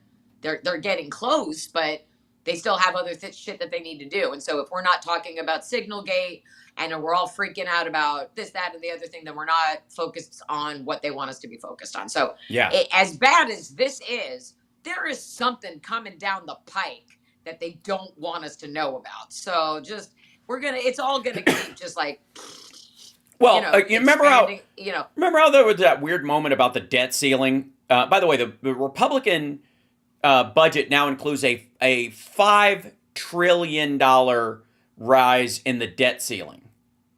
So if you don't think this motherfucker's going to backfill all the money he has destroyed by pumping it in through quantitative easing into the system again, you're insane. And he's going to do it with a very specific group of voters. He thinks he's going to use that via the the tax break he's going to give, that he'll be able to take that money and give it to the richest people in the country, and they will keep the economy hot for a long time or some shit.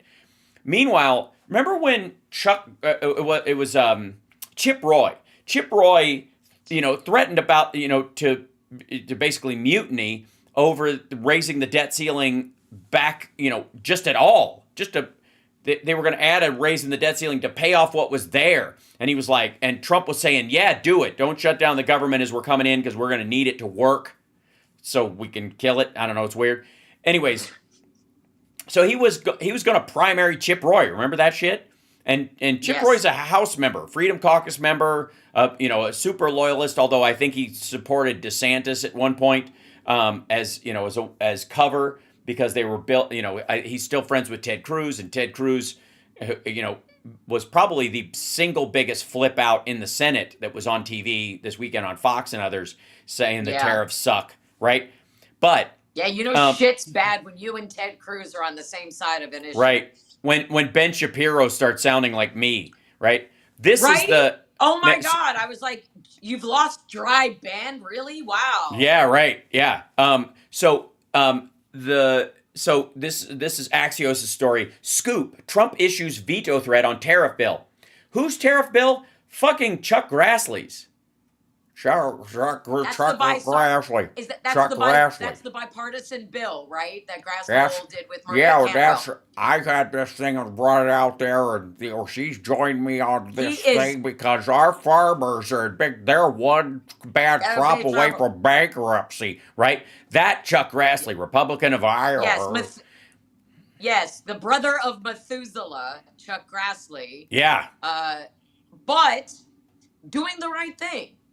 Right? And it's a bipartisan effort with Washington Senator Maria Cantwell, who is the Democrat, my former senator, because I used to live in Washington. And so this is what I was talking about at the top of the show, which is you just need a handful of Republicans to step up. That's all you need.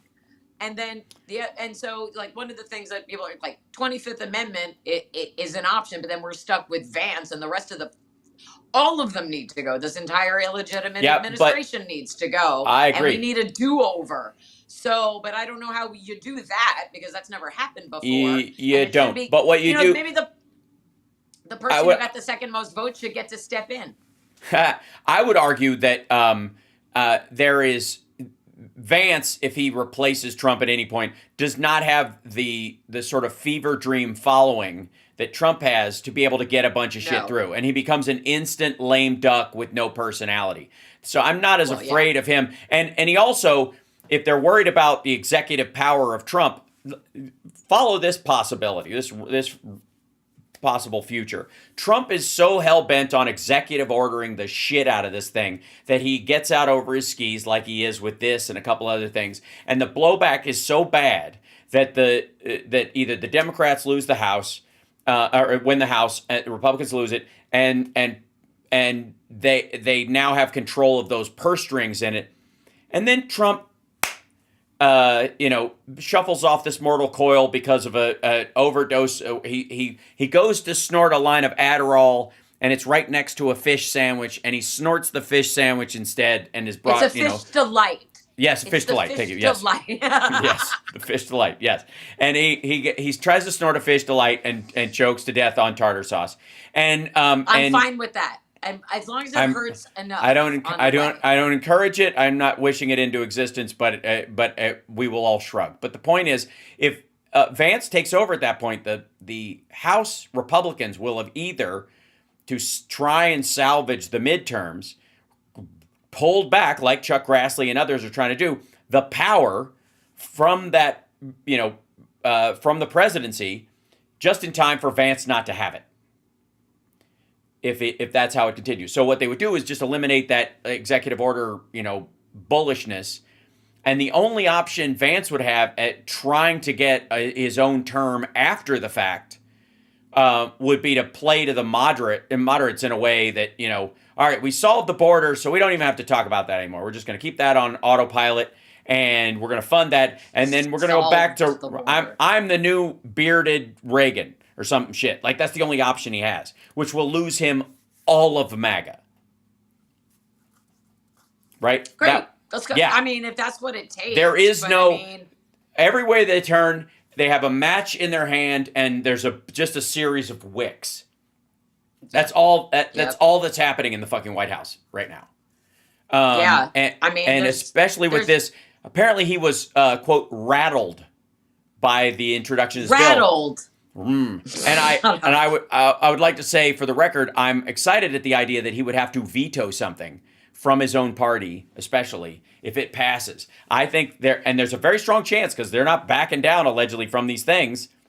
And as he raises them even higher on China and starts this trade war idea, it was one thing to bail out the farmers, right? His trade war with China was about largely agricultural goods, and he was able to, in his mind, bring in enough for people who were buying what little ag stuff came into the United States or other stuff. He was robbing Peter to pay Paul, effectively, to buy the agricultural vote throughout the country.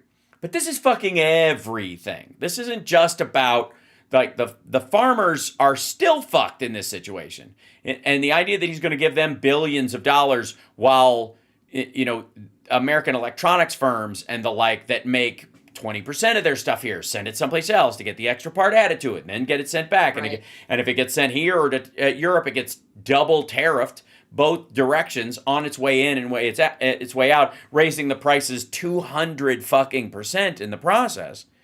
It's crazy. It's crazy. And as the agricultural secretary said, whatever.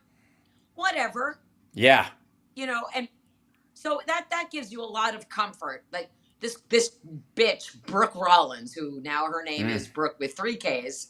Her name is Crooked Brooke. That's what I've decided. Crooked Brooke. Right. You say whatever to your voting base when it comes to being able to feed themselves, and the farmers who are losing money. You're going to say whatever to American farmers? Go up to their farms and say it to their faces. Go knock on their front door and say, how's your soybean output today? Oh, bad? Sorry. Whatever. Try that. Try it instead of sitting, like we are behind a camera and in a safe space. Yeah. Because anybody can say anything. I made a lot of promises on the camera. It's fine, whatever. Go up to your constituents. Go up to a human being actually impacted by your fuckery and go, and whatever. Say that. Whatever. Right. And see what happens, because it did happen. Oh, God, who was that guy who got on the elevator and said that the HHS employee who lost their job went up to the representative, and he was like, well, you probably deserve to be fired. Like, why would any elected official speak to anybody like that? This is how far gone we are. You know, Yeah. like you can't even be respectful of people who are on the opposite side. We're well past that. But you're an elected official, and there should still be a level of decorum and deportment to show that you actually, I don't know, deserve to be in that job because you have something that resembles respect for the people who elected you.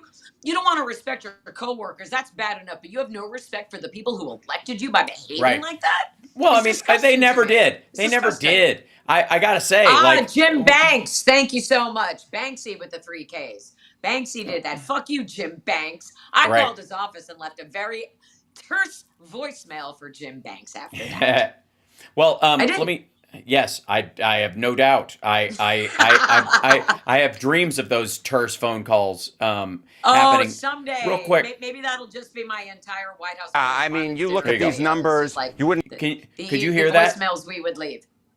Could you hear that? Be surprised to see Donald Trump's net approval rating. Compare it now. Gotcha. The captions.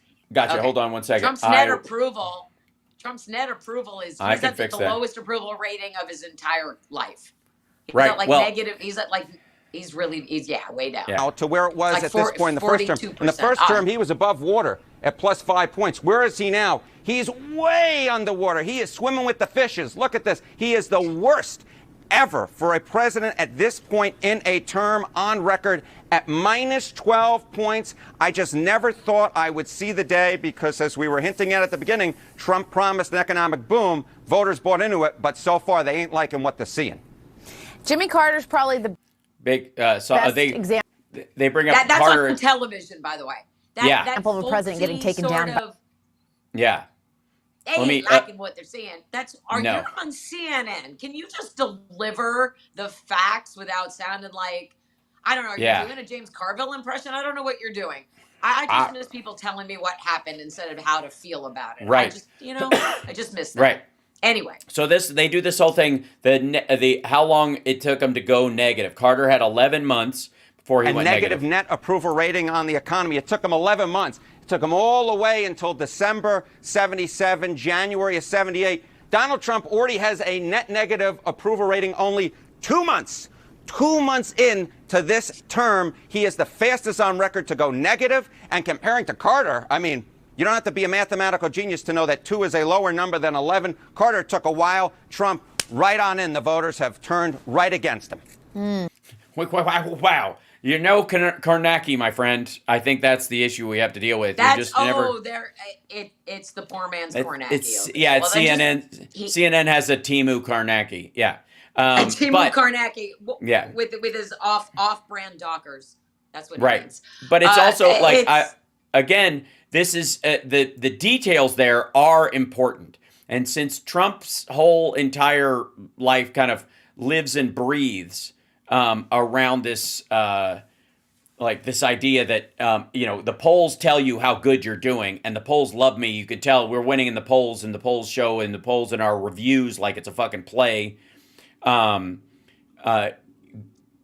it starts to hurt too bad, what are the chances that he finds a way to pretend he's winning while admitting he's losing? I mean, that's what his whole life he's done that. Yep. Remember when he promised all of the winning and then gave them none winning? This is not winning. It's going to be really hard for them to own the libs after they lose their homes, right? I mean, they're about to find that out. And I personally don't, like, if I was, let's say I was in a relationship with somebody who consistently broke his promises to me, eventually I'd be like, you know what? You don't deliver on any of your promises and I'm not going to be with you anymore. It's not that hard to walk away from somebody who breaks their promises to you. And it's not that hard to call somebody out when they fucking lie to you. Like, you wouldn't, that's the thing that frustrates me also. It's like in their day-to-day lives, if somebody promised a MAGA person, hey, I'm going to pick you up and take you to the airport, just something simple like that. Sure, I'll pick you up and take you to the airport. And then a half an hour before they're supposed to pick them up and take them to the airport, they're like, hey, I'm actually not going to pick you up and take you to the airport. Doesn't give them a reason, doesn't explain why, just doesn't, or even worse, just doesn't show up. And then when you try to get a hold of them, you can't, and they don't give you an answer. Wouldn't you be mad? wouldn't you say, hey, dude, you let me down, or that was bullshit, or I relied on you and you let me down? You might do that in your day-to-day life. Why they won't do it to Trump is beyond me. Like, you're supposed to hold your elected officials accountable, especially when they break their promises to you, especially now, right? Right. And he is impacting your specific livelihood. And the questions are pretty basic that I asked. Explain to me how taking away SNAP benefits makes a child healthier. Yeah. It's basic stuff. It's basic stuff. And I would argue Yeah. It's even a bigger issue. I would argue that it's even a bigger issue than that, because SNAP, like USAID, is one of the many ways that the agricultural sector gets to stabilize prices by the government purchasing at a premium agricultural goods and either giving them to kids in this country and in poor areas, or giving them as aid to foreign refugee camps and that kind of stuff. And it's one of the ways, it's like a pressure valve that they can use to keep prices stable. And that's what the Farm Bill has always done. And SNAP benefits are tied to the Farm Bill. They are tied to those excess agricultural goods so that they can keep the price stable. So if we get overstock, they don't have to drive the prices down, and suddenly there's this huge fluctuation because grocery stores all want them to maintain at a relatively, stable price point because they figured out what the consumer will pay for it and what they won't. By the way, I don't know if you noticed this, and this was in the Daily Mail. Yes, I heard about that. And I heard something else. Remember all that? But let's do remember that all that one news first, and then we'll look at the other thing. Remember all that news about how we got to stop House members from dealing in the stock market, and they're all, insider trading, and they shouldn't even be allowed those stuff. And Marjorie Taylor Greene was one of the loudest people about this. She made 15 investments between March 16th and 24th in the lead up to the tariff thing, because she was over at the White House all the time, and moved everything into T-bills. On March 16th, 19th, and 24th, Green spent $100,000 to $250,000 transaction on T-bills, according to Capital Trades, a platform devoted to sharing political trading data. The Trump ally invested between $300,000 and $750,000 in treasuries, according to the filings. These massive purchases were sprinkled among multiple smaller ones that span from 1,000 to 5,000 in companies, including Apple, AbbVie, and Costco Wholesale Group. The DEI proponent, Costco, right? Which is hilarious. Wow. Because and that's just a fucking disconnect, isn't it? And that just tells you Republicans only care about themselves and their fucking bank accounts. Right.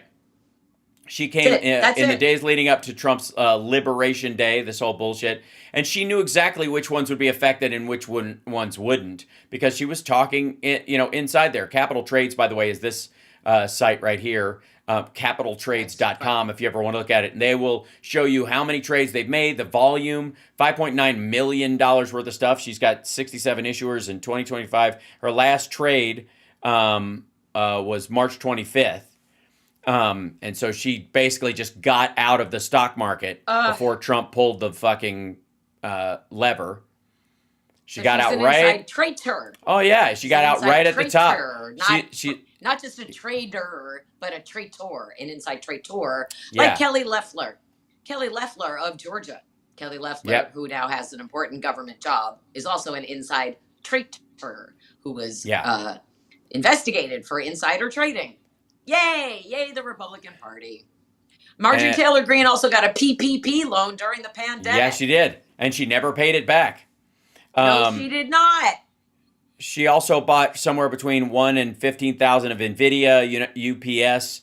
And then here's the big treasury bills, 100 to 250K down here. And then treasury bills up here, treasury bills up here. These are the, but in this lead up, she did little buys on these other things as they were going up.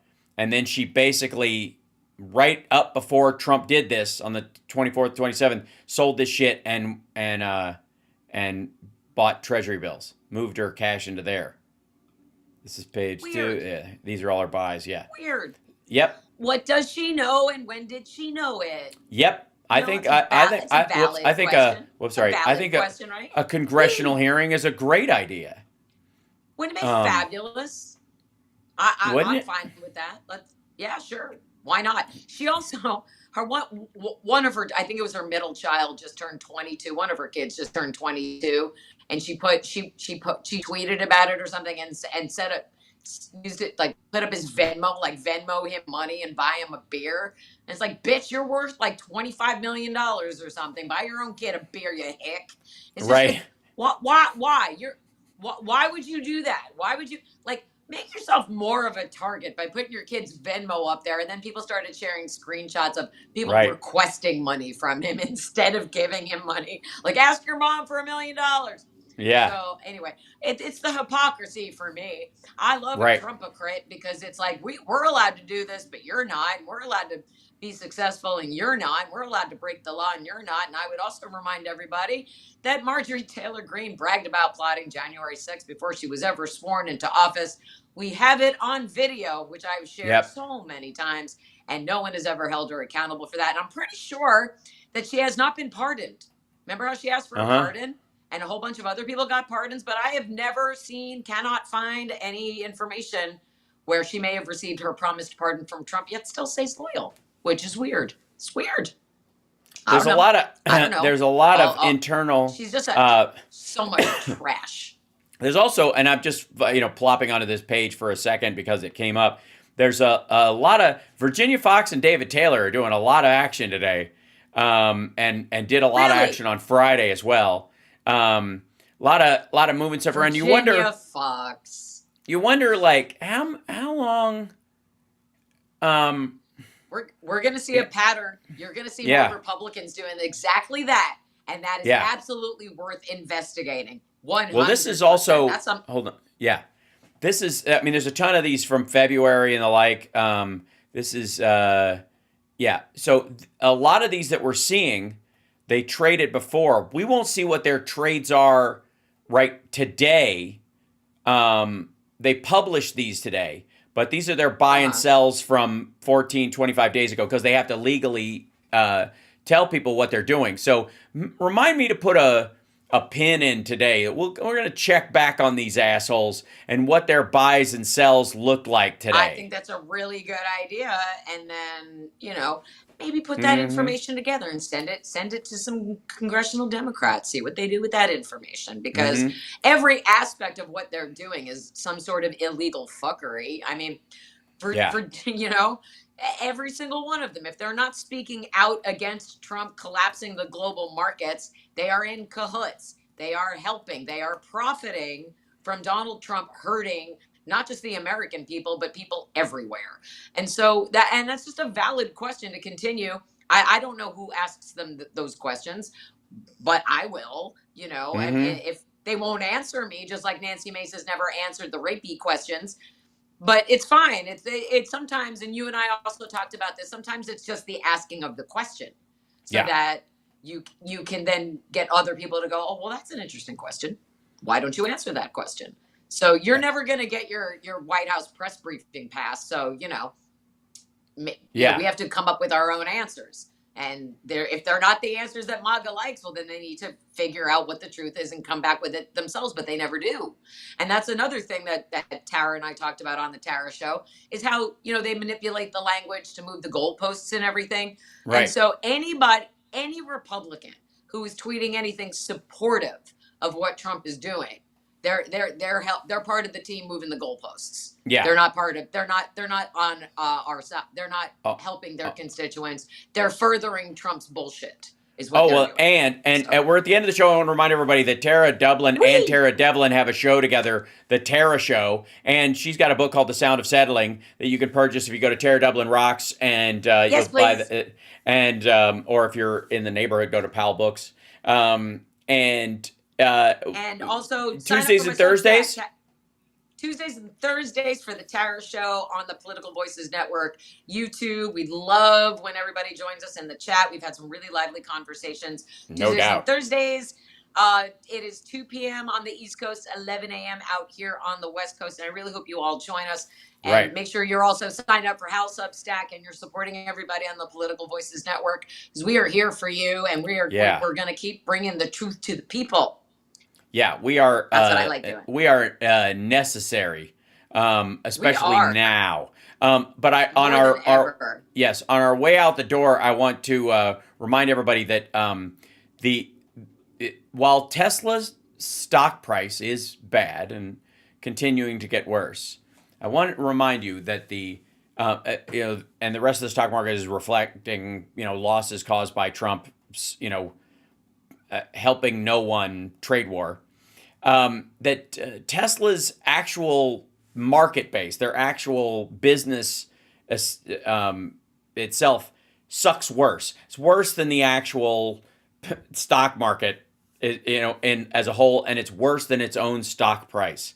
Its fundamentals are ass, and they are never going to improve because I'm not buying one. You're not buying one. Once anybody has the ability with Trump's whole you can buy a car with no interest if it's an American car. Well, guess what? It ain't gonna be.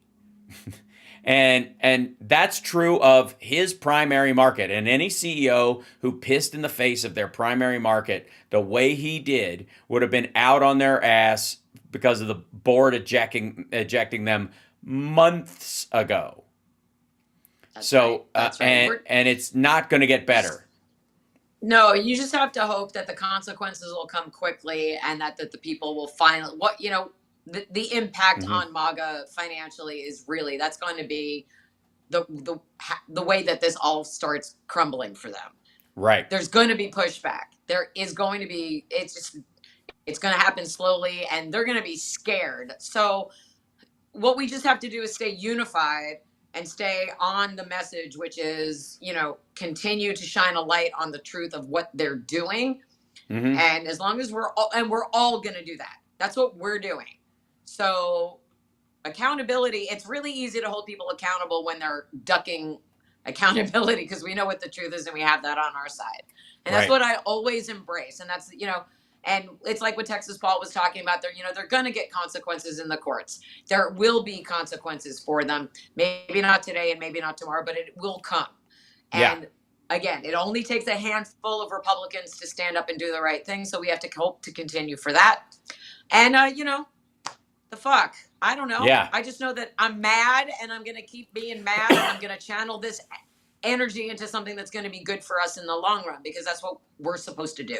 That's Unity. How we bring value to life. Yes. Greatly appreciate you. I look forward to, the next March is in the 19th. Yeah, the 19th. So I will be, where will we be? We have something that weekend or whatever. Otherwise, I should go on a tour of these places and go to different marches, because I feel like they're going to be an ongoing concern all year. That'd be fun. Maybe what we should do is coordinate the town halls with the marches, so that you march in the day and then you gather in the night. Yes. I am full of fucking $1 million ideas. I know. It kills me. It kills me, and I'm living on pennies. It's fun. It's so fun to be a freelancer. Safe there. Yes, it is, isn't it? All right, you guys. Hustle and flow, baby. Hustle and flow. All right. Thanks so much, Tara. Yeah. All right, have a great day. Take care of yourselves. Okay. Bye-bye. Okay.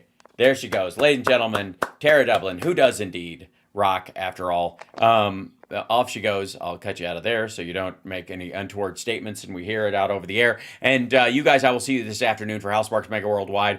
Pretty great show today, I have to admit. It's great to have Texas Paul joining us again. Tara's fantastic as per usual. And you guys are the beast. Best. You know what I mean? So, I mean, obviously, we will be watching kind of the turnaround, or what passes for a turnaround, or the artificial stability in the market that they will try and inject before it takes another shit tomorrow, where everybody is looking for the bottom. Today, I feel like they think they found the bottom. Nope. And they haven't even started factoring in the slowdown in the economy in this. I honestly think so. So anyways, cheers, and I will see you later on. And we're gonna just chill on our way out. If that's all right with you guys. We're gonna relax into this. It's gonna be crazy, kids. Hang on tight. Yes. And hit that like, by the way. Share the show, and I will see you this afternoon.